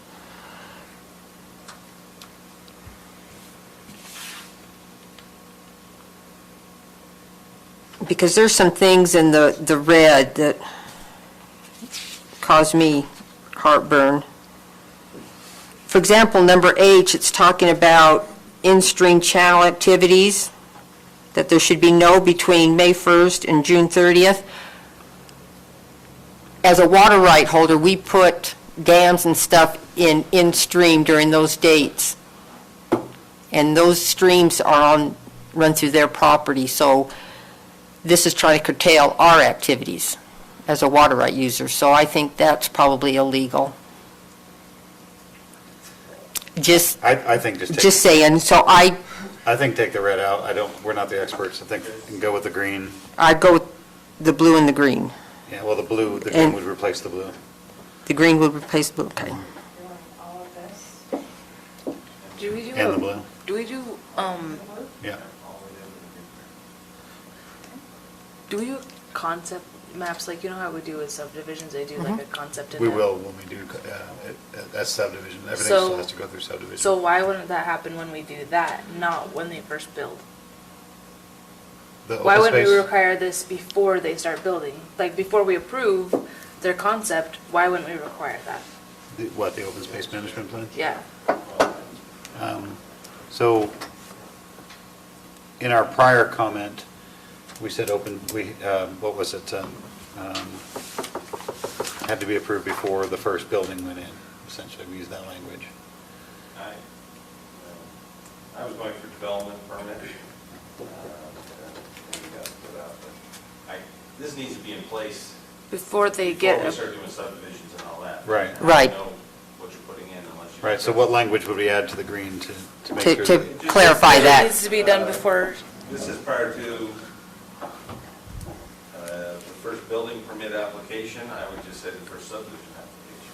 But the applicant also feels that that's too constrained, so. Right, I'm okay with that.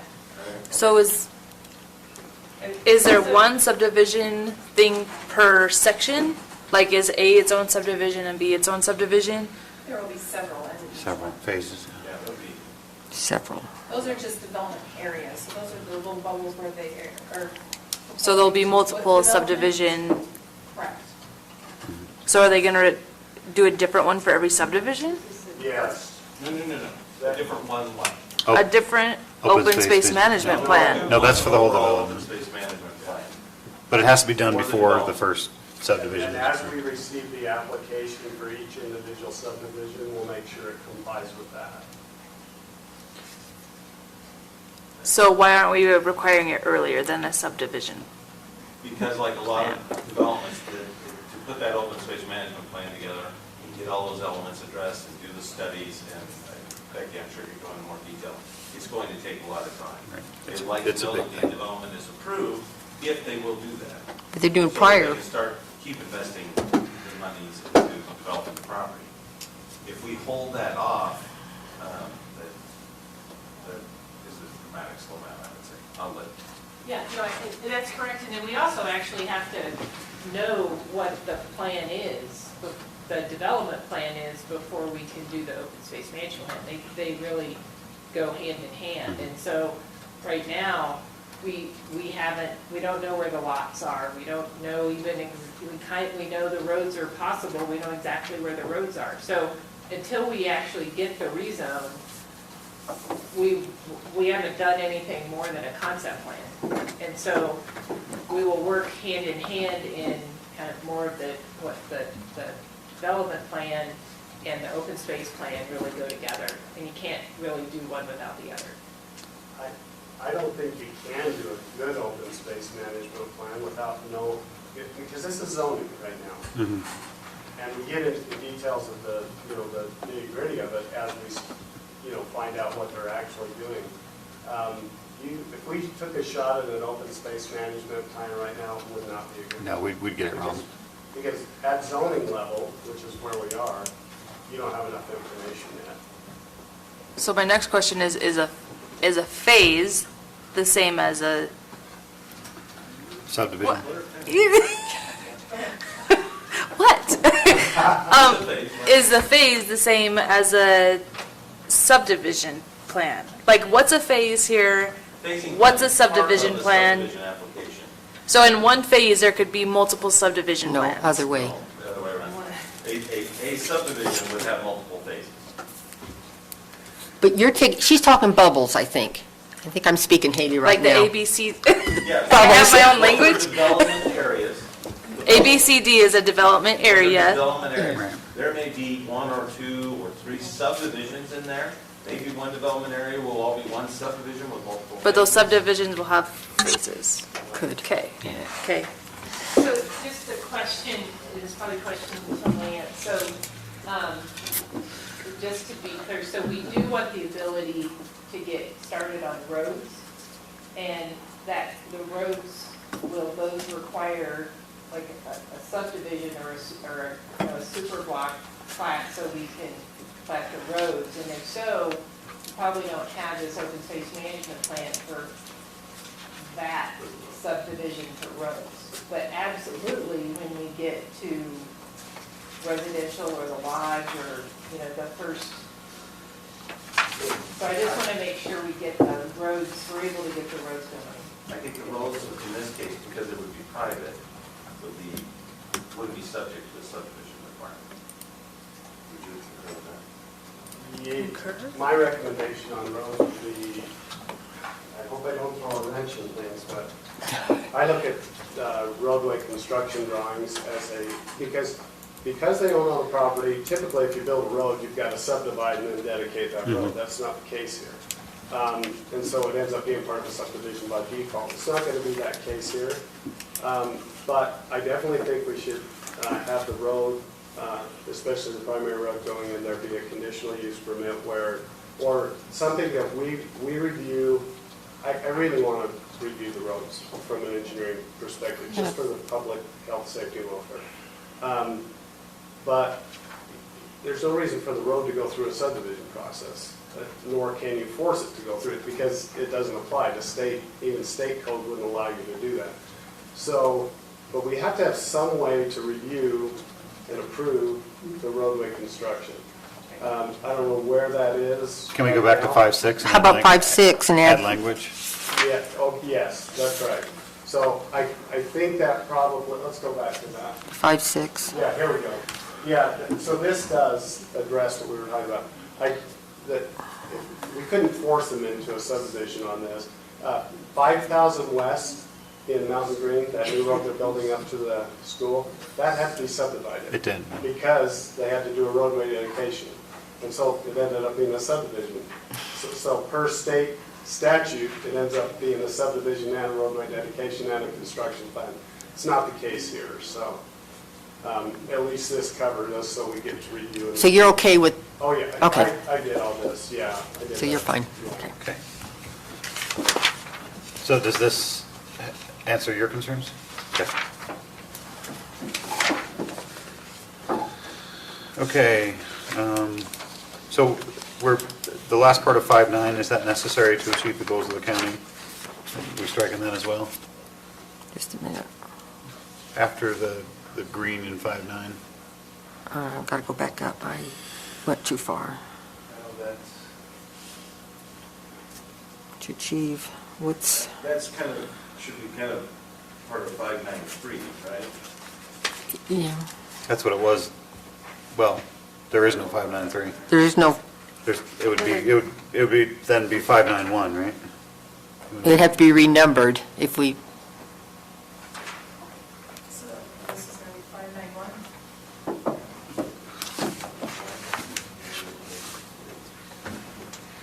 591. Be 592, right? Because we I have a question. adopted the WPR alternative language. Okay.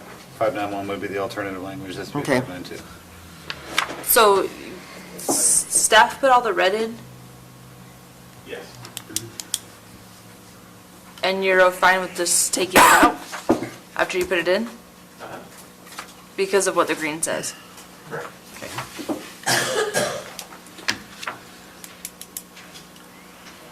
5.10,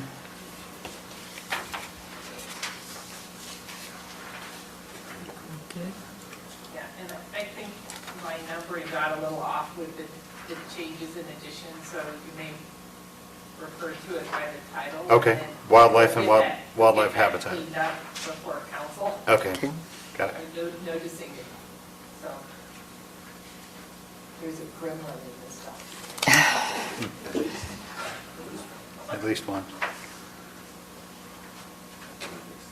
So wildlife and wildlife habitat, I don't have any questions. Anybody else? 5.11 is cultural resources. And the name of the office is Utah State Historic Preservation Office. Right. The SHPO. we got the didn't line up. H, yeah. Right there, Utah State Historic Preservation Office.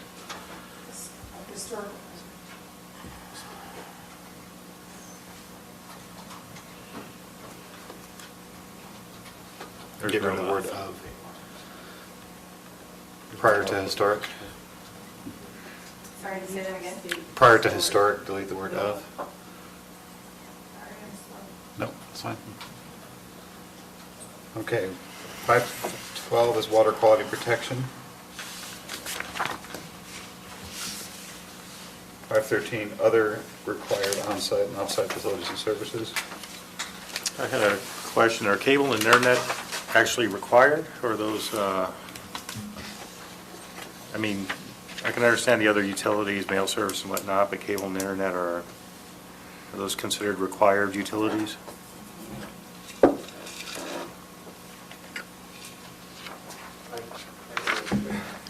Please. Yeah, I've never seen that required before. There's enough incentive by the owners or developers of ground that they put them in. I don't think we need to require something that's not legally required. Yeah, you need power, you need water, and most of the time gas, but as far as those go, the developers usually install those for the convenience of the individuals supplying to incentivize, I guess. So should we strike telephone, cable, and internet? What number are you? 513, 1A.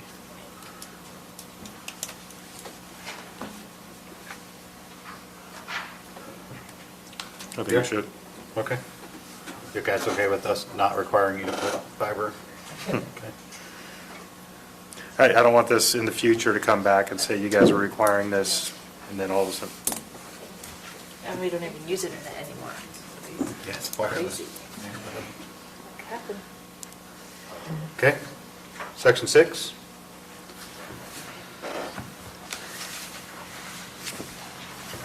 I'll go back to the table. So That's 6.4. 6.4 is the one, yeah. But the recommended language be added to the DA that all single-family homes will have a fire suppression sprinkler system. Does that need to be maybe typed in, or is it somewhere? If that's redundant, I mean, that's handled in the previous section, and this is Right. referring to best management practices. So they'll follow best management practices. Okay. Fire. Right. And the fire code Okay. is Which already also covered. follows the other. The other one, okay. That answers my question. 6.8, International Dark Sky Standards. What does that mean? So, Well, it was a big concern that came up previously. We had talked about it, and it's a little bit redundant because we really probably are going to meet those standards, but due to the concerns that were brought up in previous public meetings, we wanted to just insert that, hey, we're on board with that level. So- Yeah, we're in the process of drafting a dark sky code. Could we add language to say to comply with international dark sky standards and/or Morgan County Code? I mean, you could. I don't know why we would. Development agreement is a separate set of standards. Okay. My questions are, I don't understand the dark sky standards and how that would apply, because I know there's different levels. What is, Go ahead. So we're very familiar with them, and we've actually incorporated the standards into the design standard exhibit and requirements, but we did not put the language in there, these are international dark sky standards. So in order to kind of address what we were hearing as a concern of the community, we just wanted to be clear that we are doing that. And if you go online and actually pull this up, you'll see what those standards are. And it deals with downlighting and the Right. amount of lumens and the type of lighting. I guess I'm more concerned at the different zones that So- could be applied to those different areas. so there's like 5 zones.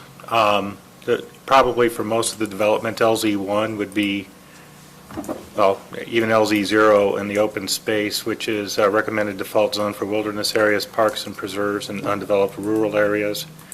LZ1 is recommended default zone for rural and low-density residential areas, and that would be probably most of the, the larger lots. And then LZ2 would probably be recommended default zone for light commercial business districts and high-density or mixed-use residential districts. So that's, around the lodge and the multifamily housing and whatnot.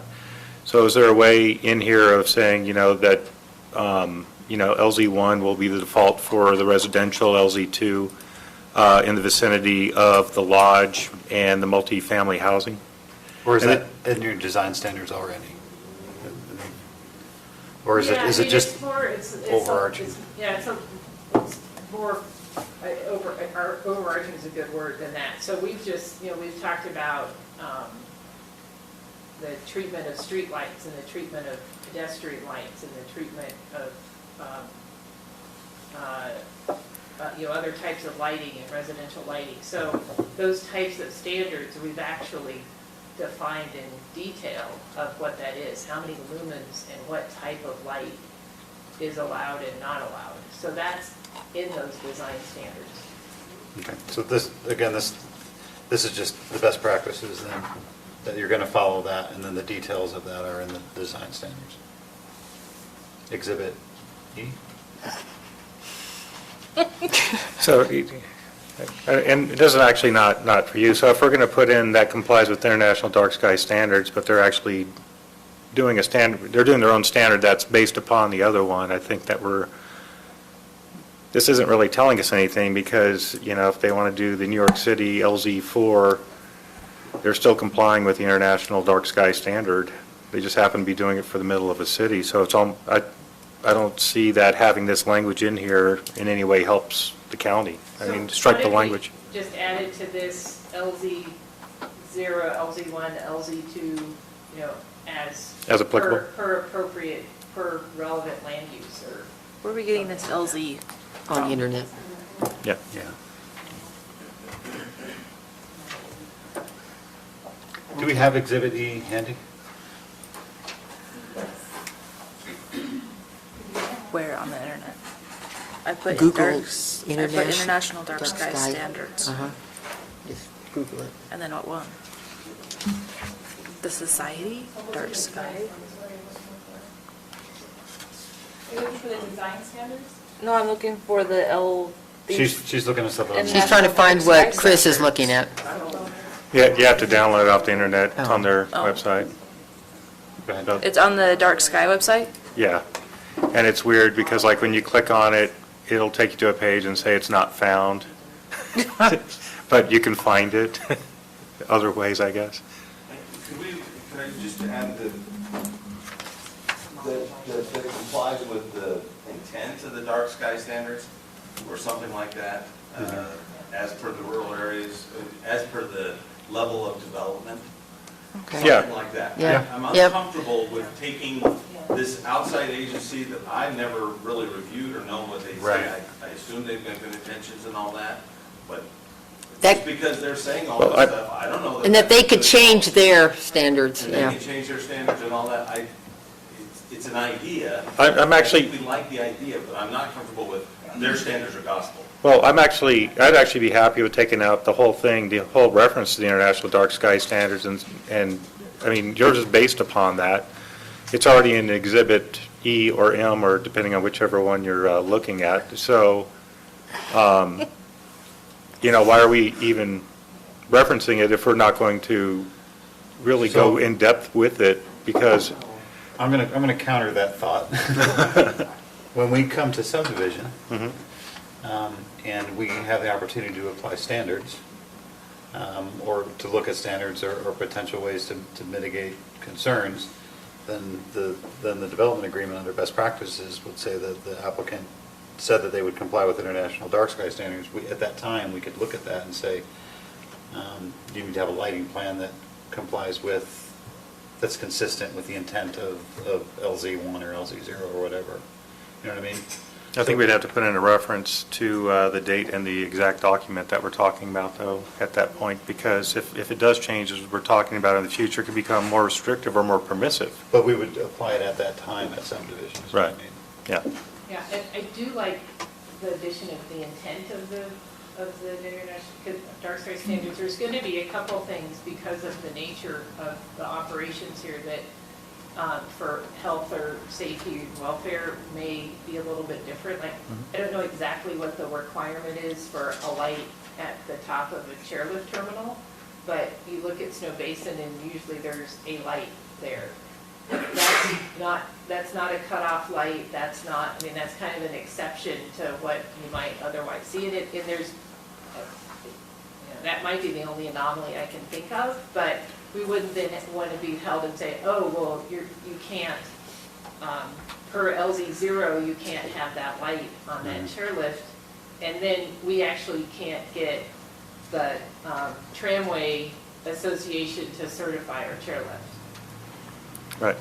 So that complies with the intent of, okay, that language? So at what point do we look at the design standards? Because my question is, why don't we just put that complies with the design standards? If the requirements are already in the design standards, why don't we just put that in there and get rid of the dark sky standards altogether? Well, I believe the design standards will be at the subdivision when they're actually building. That's when we'll apply. But Once again, this is best practices. We're just Right. saying, hey, these are This the is things general. that we want to do to, are the design standards approved? They're part of this. That's part of this application. So They're an exhibit. So why don't we just put, according to exhibit whatever, and take out the international dark sky? Because then we don't have to reference an exact day and time and document. But if we say the intent, then we don't have to. The intent just says we want dark skies. Again, I agree with that. Again, the scope of this is, it's section 6 is best practices. So they're stating their intent, that their intent is to comply with whatever The international. purpose of best management practices, such a funny term, but and I watched it evolve over time, and it's sort of to cover those things, it's just to generally state some things, and so if an agency came in and was inspecting your stormwater or your lights or something, they can't conceive every possibility, so they have, they just say this is just a cover-all. These are best management practices, and they reference some things. So this is a very general statement. If Lance was in there just to give some peace of mind, that's all. Because okay. under the heading, best management Yeah. practices, there's nothing very specific about that. No, Okay. I get that. It's just, it's a good opportunity to talk about dark sky and what the. Yeah, I'm glad it's in there, actually, Yeah. yeah, because I think it's reassuring people. So I can change the two lines. Yes. As with the intent of the. Okay, 7, fees. Well, everyone agrees.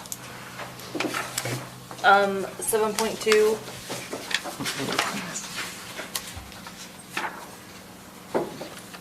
Impact fees? yeah. So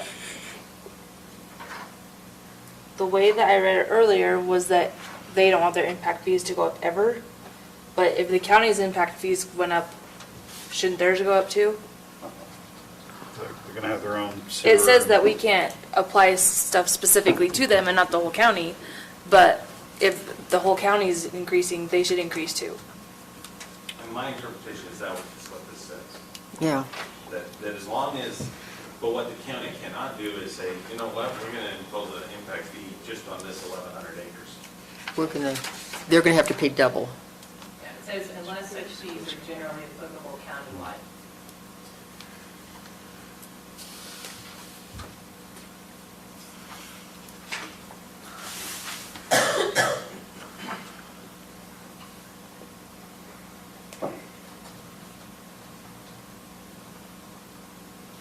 Okay. Okay, 8.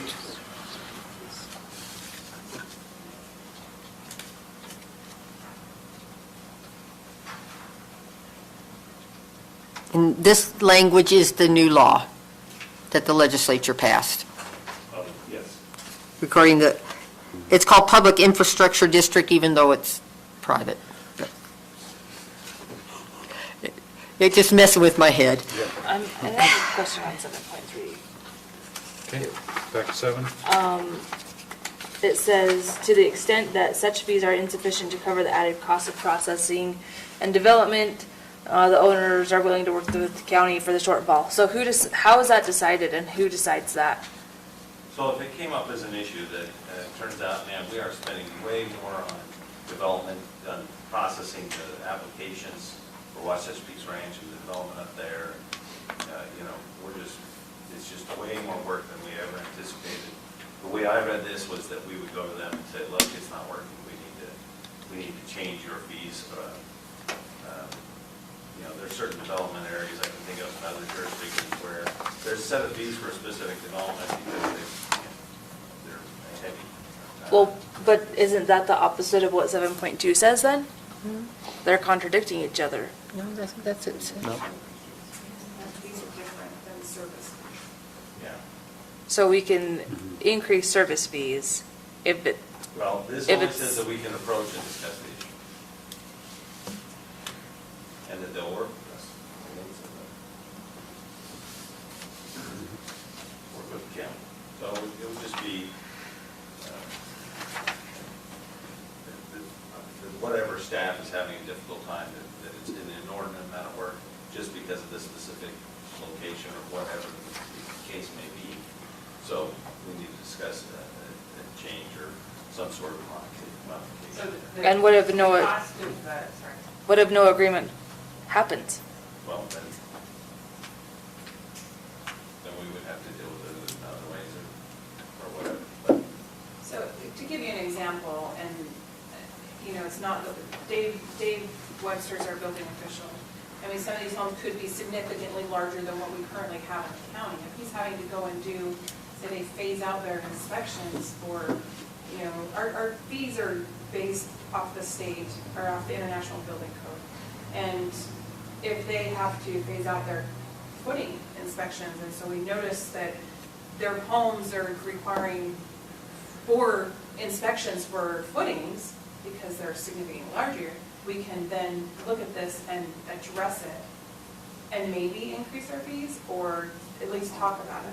So does that make sense? So if Dave's having to do additional inspections above and beyond what he normally does for a building permit, this gives us the opportunity to approach the applicant and say, or the developer and say, look, we are having significantly more time in doing inspections because your residents are bigger, your buildings are bigger, whatever it is. I'm giving this as an example, because I've seen that in some of the homes in Cottonwoods, but Dave's always really good about communicating that concern. That makes sense. And just to add to that, then it's really that the effort is more cost than perhaps what the fee covers. But in that example, I mean, the building permit fee is going to be substantial for these homes. Correct. And so it's expected but at some point, if something says, boy, this is starting to be out of whack. I mean, what this says is we're all going to be reasonable and sit down and have a discussion and figure out what's right and what works. And this is beyond what I typically see in a development agreement. And, if you were to come back and say, well, we need we're going to require you to do something, it would be arbitrary right now to try to decide what that is. So this just says, hey, the fees for this project and the elements within it are going to be substantial. We believe, because we've had a third-party consultant do the fiscal impact analysis, and we believe in all this study and analysis that we've done, that there's ample fee to cover the county costs. But hey, if there's not, then we'll sit down and have the discussion, figure out what's the solution.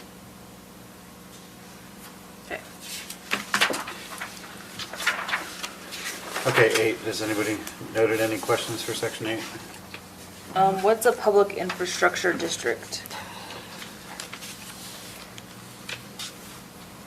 So state code changed this year. Do you want to take this? Yeah, just at a high, Utah State Legislature adopted a new code that identified and allowed for the public, what they call infrastructure districts, where the counties, it's a modification to now take local government's level of responsibility when they approve a special service district back a notch. In other words, currently, I believe the situation is if the county approves a special district and they defunct or they have a hard time or they're not doing something right, the county is held responsible, can be responsible for their debts, that type of thing. The public improvement district takes it and detaches the county. The county still approves it, but we have no fiscal obligation to this district. So it was completely on its own and actually it's better for the county in the sense that it removes any obligation. So if their water district or their sewer district or whatever fails, it's up to them and they have to deal with it. And the county's not held accountable. Up to who? The developer or the It's state? up to the district. The district. should have that. And so if they ran up debts and had to, I mean, I'm not totally familiar with it, but if they ran up debts and, had to declare bankruptcy or something and couldn't, had to stop functioning, then the county would not be held liable for that and have to be forced to come in and help them. They're on their own and other means that have to take place.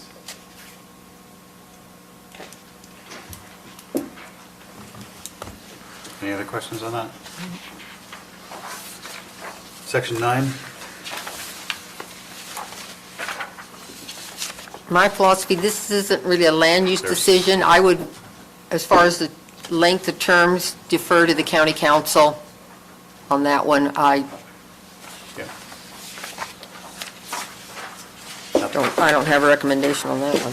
Nothing in That's just section me. 9 that is land use, so our Yeah. recommendation would be For the county council, county council. negotiate.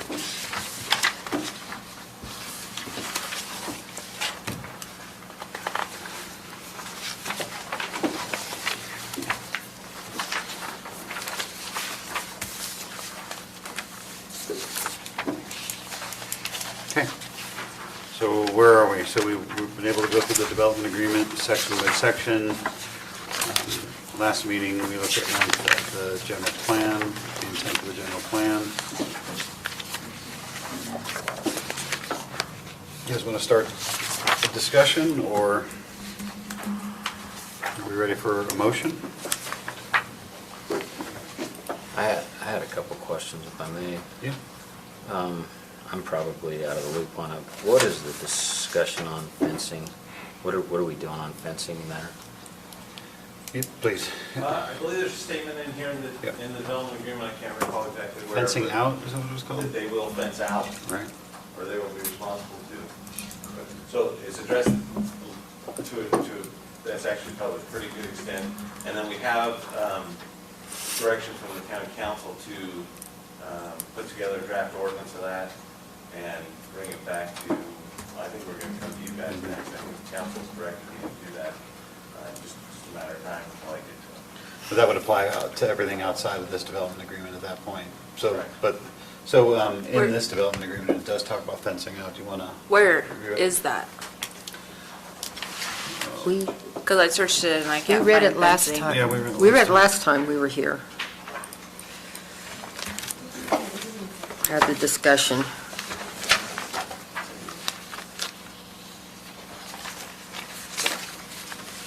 Let me see.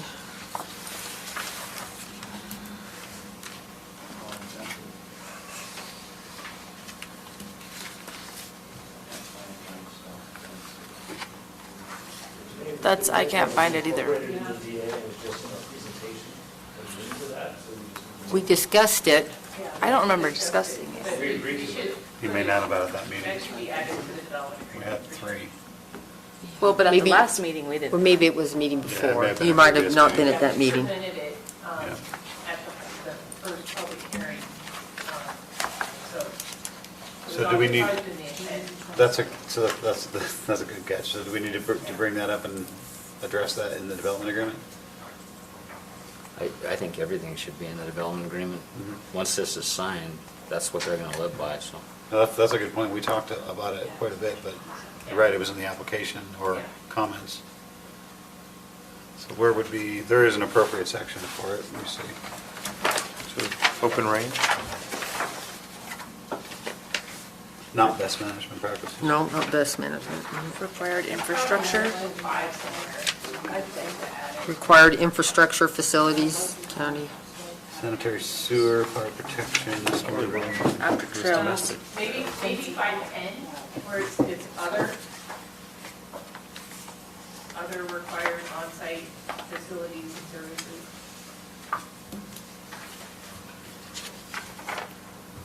The old 510. The old 510, There's yeah. a difference. Yeah. 513. Yeah, it's 513 now.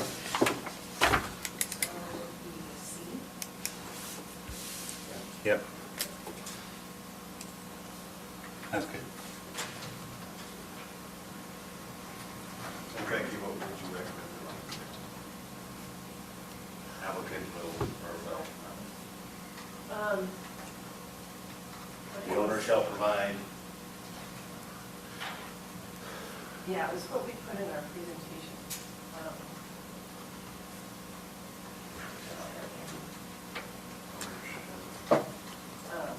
So you're going to put together a wording on it anyway, right? Yeah, I mean, I think it's owner is responsible for fencing out.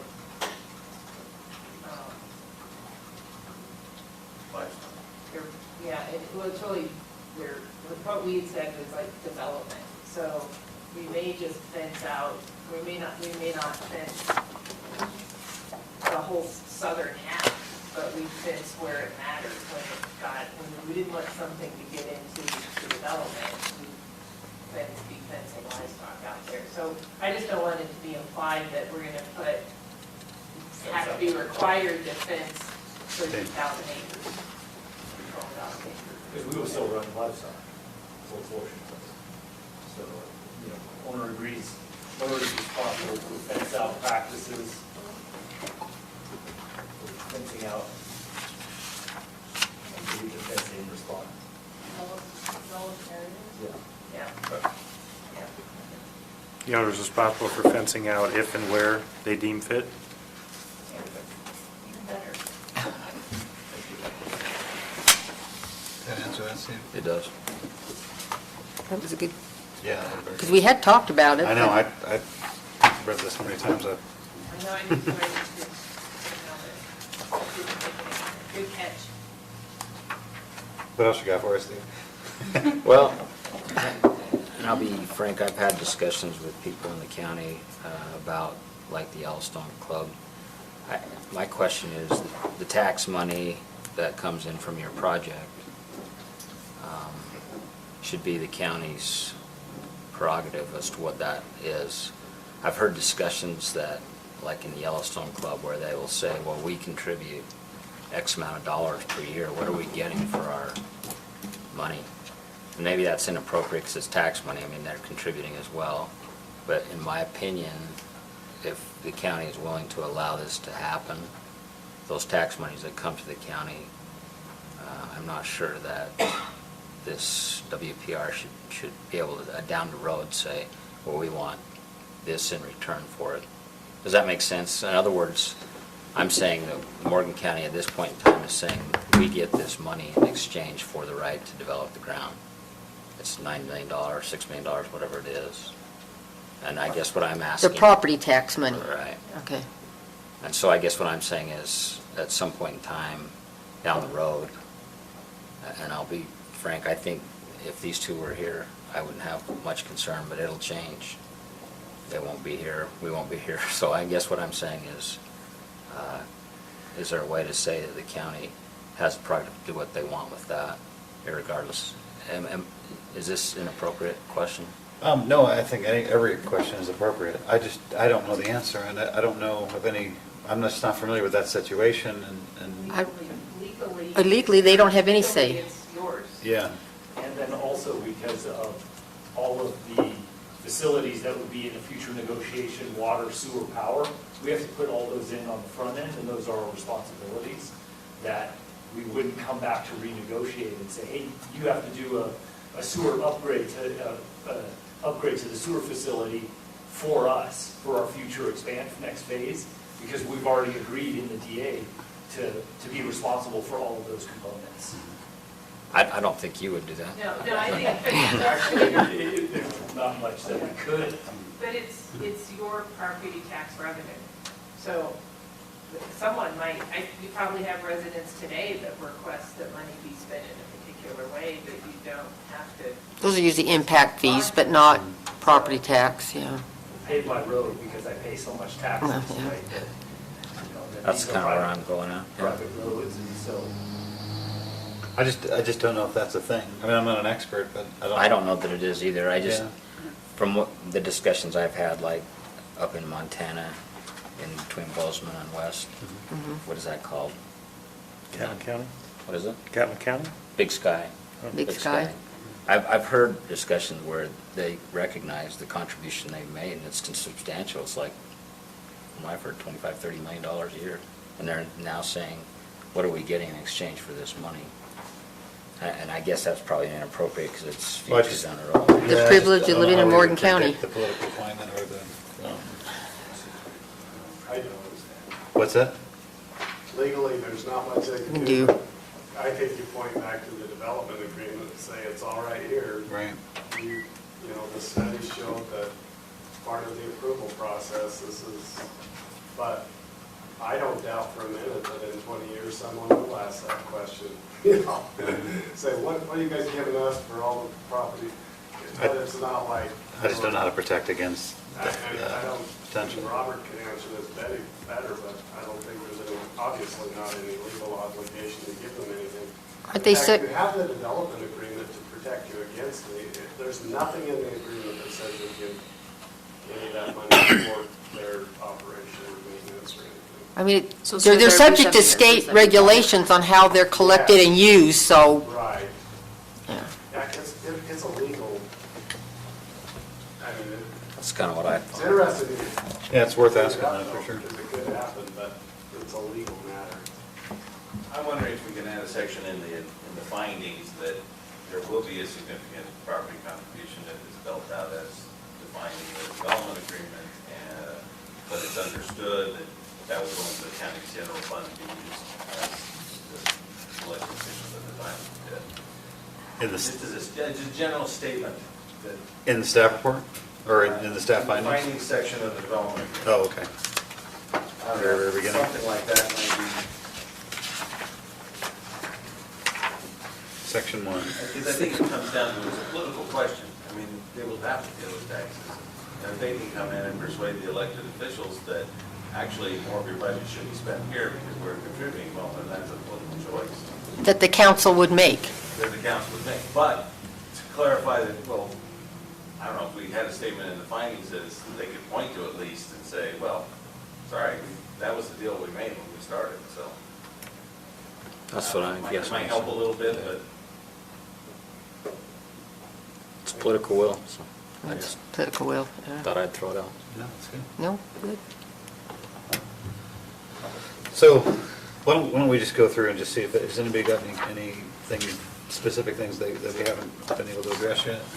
So, it's probably more for staff than for them, but as far as like if they wanted to do a Thunderbird flyby, you know, with something really loud and conspicuous at night, dropping flares all over the place, they would have to go through you, like, there's still going to be. A special event? Special events, fireworks, concerts. If you think about what they do at Snow Basin in the summer, you know, it's going to be more visible to us than what we're looking at a Snow Basin. So are events like that still covered by having to come in and get a permit from you guys? Or do we need to add something to the development agreement about that to ensure that they do come for permits? Because, you know, right now it's sparsely populated over there, but 25 years from now, it may not be as sparsely populated at the bottom of the hill, and then we might be getting noise complaints, or, hey, they decided to have a So this Thunderbird would be- flyby. Yeah, I think this would be an area where the development agreement doesn't talk about it, so the county code would be the governing policy and a special events permit, you know, Ragnar comes through and they want to run up through there, that would be part of a special events permit. So the existing county code would address that. Okay. Okay.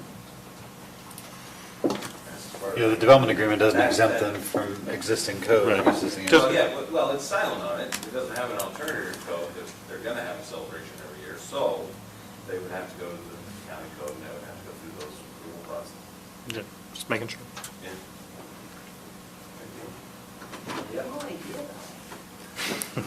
You can hire me as a Let's consultant. refer back to the fire section.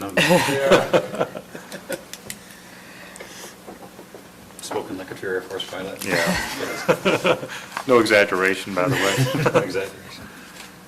I would prefer a Stones concert over flyover, Yeah, you better get that quick. Yeah, you better get really quick. real quick. And Debbie just revealed that she's from Southern California originally. Yeah. I revealed my age. And do we ever define RDU other than having a kitchen? That's another one. Do we ever get like a definition of RDU that omits a kitchen, kind of takes into account dormitory living? We discussed that last time, we have not come up with the final language on that. Okay. This is something I think we need to be considered. So, considering yeah, I also. think we're going to make a note on the, it wasn't on the table, no, it was in section 4. Just to define that, clearly define that. That would be our recommendation. For, let's look.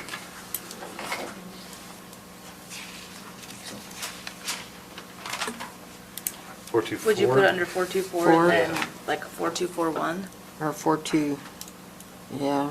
Yeah, maybe make a 4241 and say an RDU is defined as.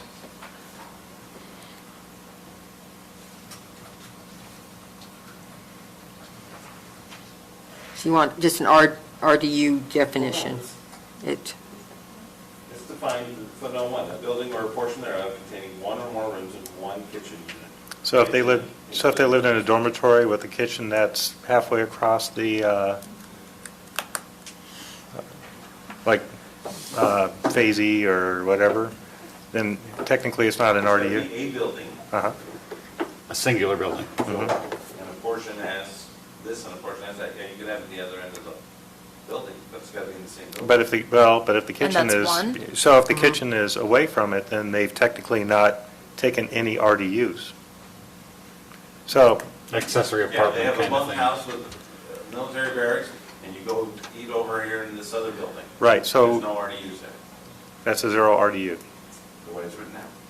So do we want to tighten that up? So I would say we need to consider tightening that up so it doesn't become a sprawl of dormitories. So we don't need to add 4241, we just need to add. the definition in the language. footnote 1. Yep. Well, really what you're saying, how to deal with the dormitory type housing situation. Right. I don't know that we're going to be able to come up with it tonight. I just think it just needs to be addressed. I agree.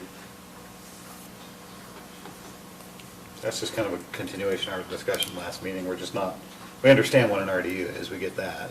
What we're trying to say is, let's make sure 20 years from now it doesn't get out of hand and there's all these dormitory style things. I don't know. I can't even imagine, but you never know. They have, And what's defined as a kitchen? This is our gift to the future generations. Yeah. so, and I'm just trying to make you feel better about it, it'll be included in their 750 dwelling units. Hmm. So that will take away there, and I just. Workforce housing, We're yeah. putting a workforce housing of significance that's gonna be of a scale that it would be of concern to us, and that would be worthwhile to them to give up, I'm gonna give up this $10 million house to put up some more workforce housing. I just don't see it as going to be an issue, but we'll define. Well, and it is defined, it will not exceed 50 RUs. Well, but if they do a dormitory, they, Controls in place, yeah. but we'll work on something for dormitory. Yeah, 50 could turn into 100 in theory. Yeah, because you could put in 200 people without a kitchen. And is a hotel not considered an RDU at all either? Correct. Because each room doesn't have a kitchen, because a hotel has a kitchen.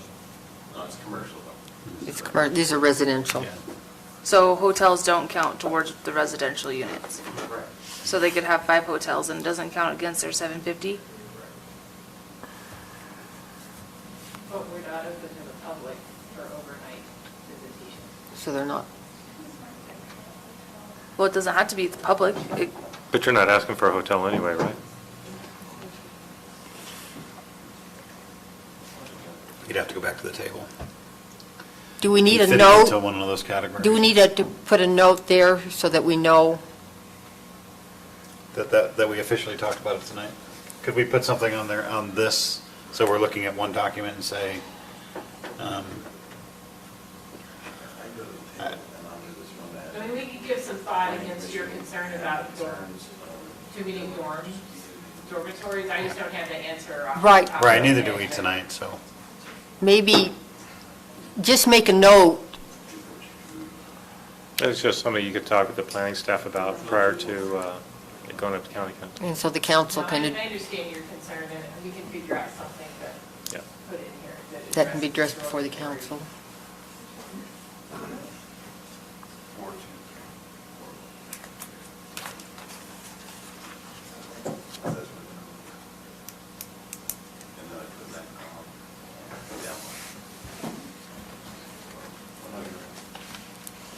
Planning commission had concerns, addressed planning commission concerns over dormitory housing, and how it would be defined in relation to our Perfect. Perfect.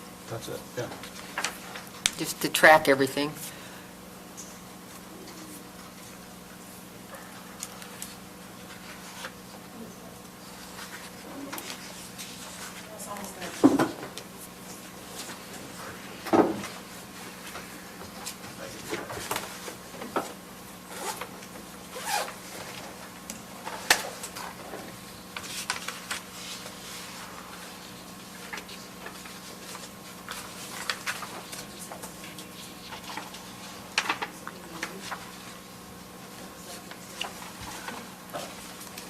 So any changes we're making tonight refer to your staff report dated June 27th?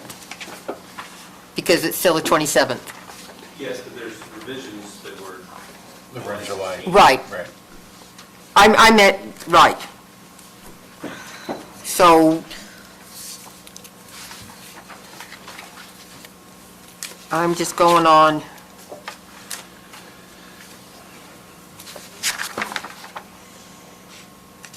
What's the date on this working document? Yeah, that's the date I need. That's the date we need. So No, the very front page of the development agreement.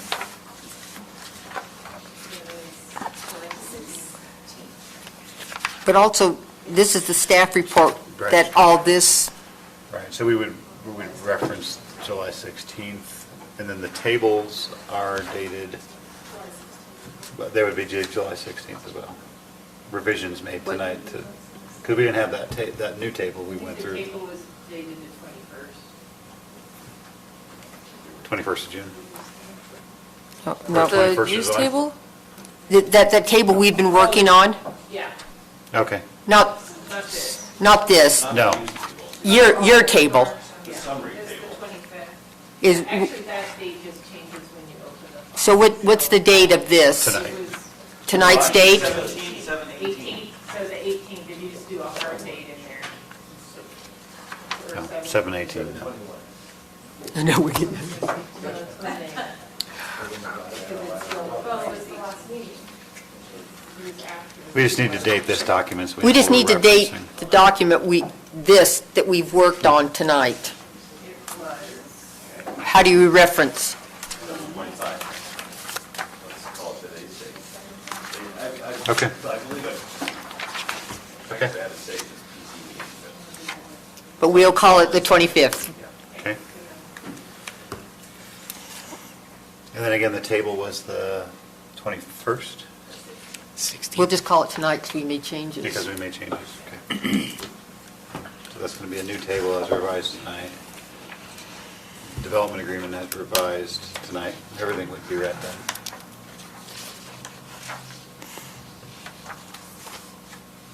And then you can just change the date to tonight. That would be easier. have everything go to today's date, not have them change everything to today's date.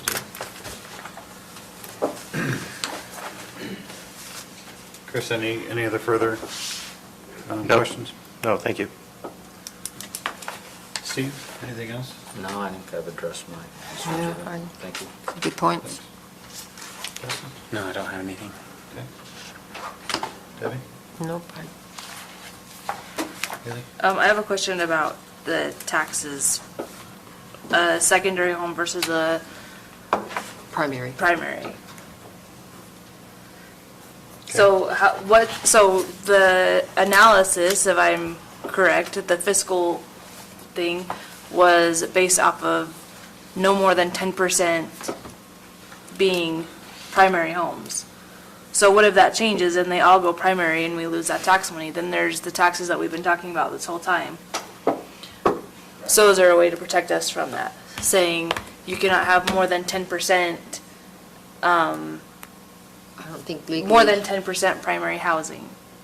So my take on that was that there are visions that have been used. Summit County has tried a couple different things with developments over there who are doing that same argument.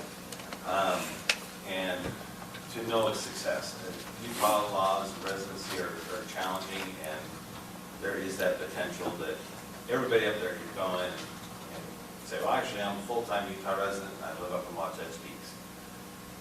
I don't think that's very likely. The initial fiscal analysis was based on 475 dwelling units. They're proposing 750. That, along with, let's say that number is way lower than 10%. Let's say it's 50%. Highly unlikely that it would be any more than that. The developer obviously feels that it's going to be 90% secondary homes. That is what they're marketing for. But even if all those things happened poorly, there would still be a significant benefit, and this has been verified by our financial consultant, LYRB,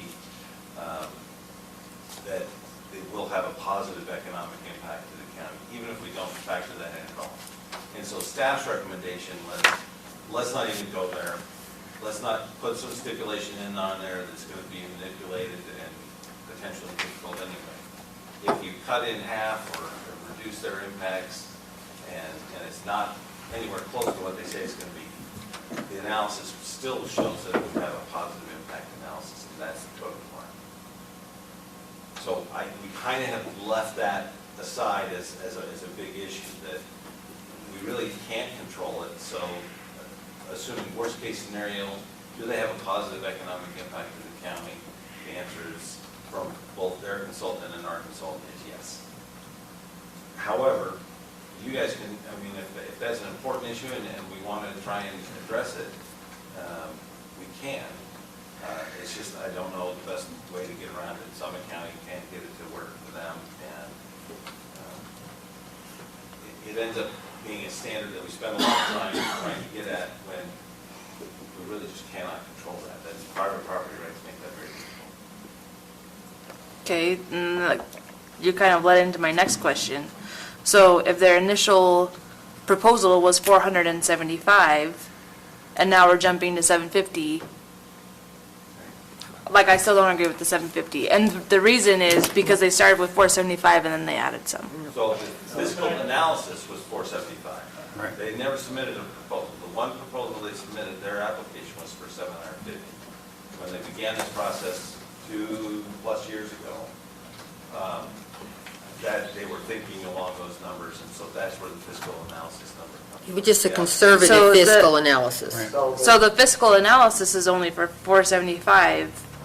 Right. They wanted to be conservative. They said, what if they don't build all 750, they just build, let's only take a portion of the 750, and it's a percentage. We want to be conservative with our analysis. So if they do build 750, then the financial impact will be significantly more positive. They didn't want to say, hey, we're going to have 750. They took the 475 as a worst case scenario, or the most likely scenario, or whatever the financial experts do. So it's actually a real conservative estimate on the financial benefit. Okay. That's what they're trying to do, is that they're going, look, you've got 750, but we're only going to look at a portion of the 750. Okay. And you That guys makes can sense. speak to, when we first started the work group meeting a year ago, June, and our message was less than 1,000. And that was our message from day Yeah. one. Okay. Anything else? Anything? Okay, any further discussion? If you guys are ready for a motion, we can take one. I do have a question on the motion. Can I just reference the table, or do I need to go through? I think you can reference the table. As As a amended staff tonight. report. Make a statement of, as Okay. per the changes discussed this evening. That would keep it simple and clean. In the, Okay. I'm ready for a motion. Okay? Mr. Chairman, I move we forward a positive recommendation with conditions to the County Council for the Wasatch Peaks Ranch Resort Special District application that includes an amendment to the Morgan County General Plan Future Land Use Map from Natural Resources and Recreation to Master Plan Community, and a zoning map amendment from Forestry F1 and Multiple Use MU160 to Resort Special District with the Associated Development Agreement, application number 19.010, based on the findings listed in the staff report dated July 16th, 2019, and with the following conditions: that it also incorporates all of the changes identified in the Planning Commission Summary of Development Agreement issues by WPR table dated July 25th, 2019. Slow down and say that again for me. And that it incorporates all of the findings in the Planning Commission Summary of Development Agreement issues by WPR table dated July 25th, 2019. Okay, so you got that motion. Do we have a second for that motion? I'll second it. Okay. We have a motion and a second. Discussion on the motion? Yeah, I don't disagree with his motion. My question is should we wait for their language on the issues we brought up, or are we good to send this? I think we're good to send it because we referenced these live documents that we're doing tonight, and they're dating them. This becomes the deliverable that we're recommending our motion on, everything that we talked about tonight. So like the fencing language, it's not been, I mean, you guys can chime in, I'm just giving you my personal opinion, is that it's going to require some work, and the county council needs to be involved in that process. You know, we're making primarily land use recommendations. Hey, we need to have a fencing ordinance. that's my question back, Mr. Chairman. Are we smart to do that ourselves before we send it to the council, or are you comfortable sending it without that language?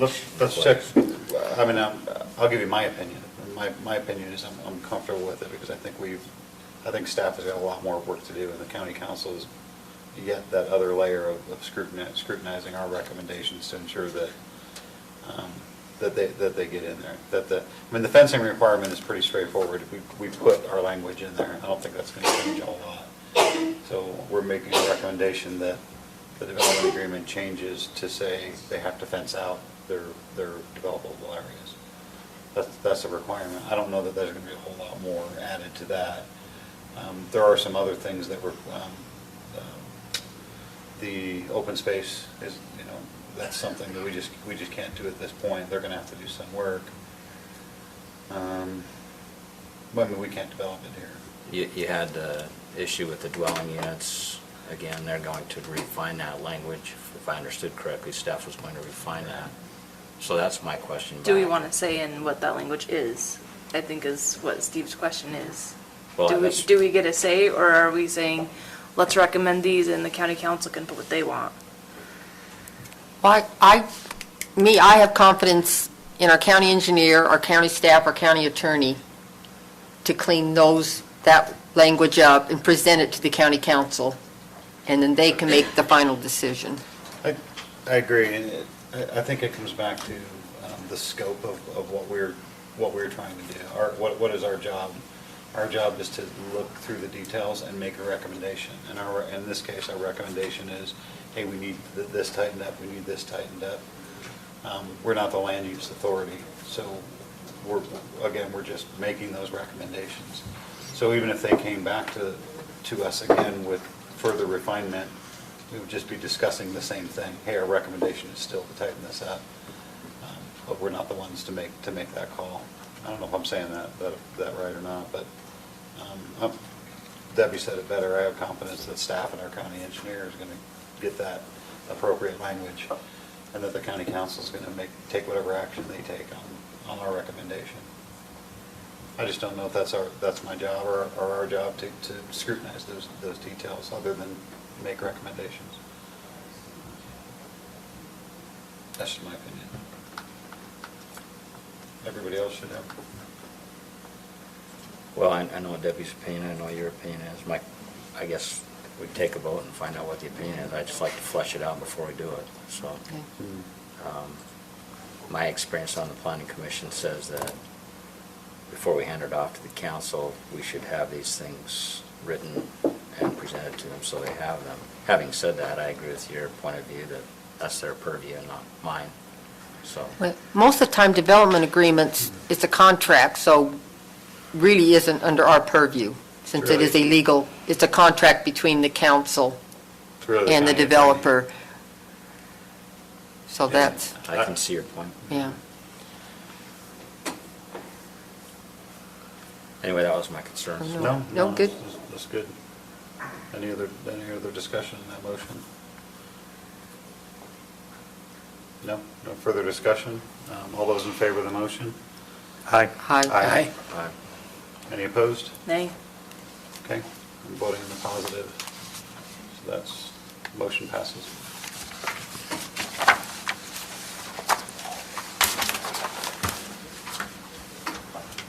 Okay.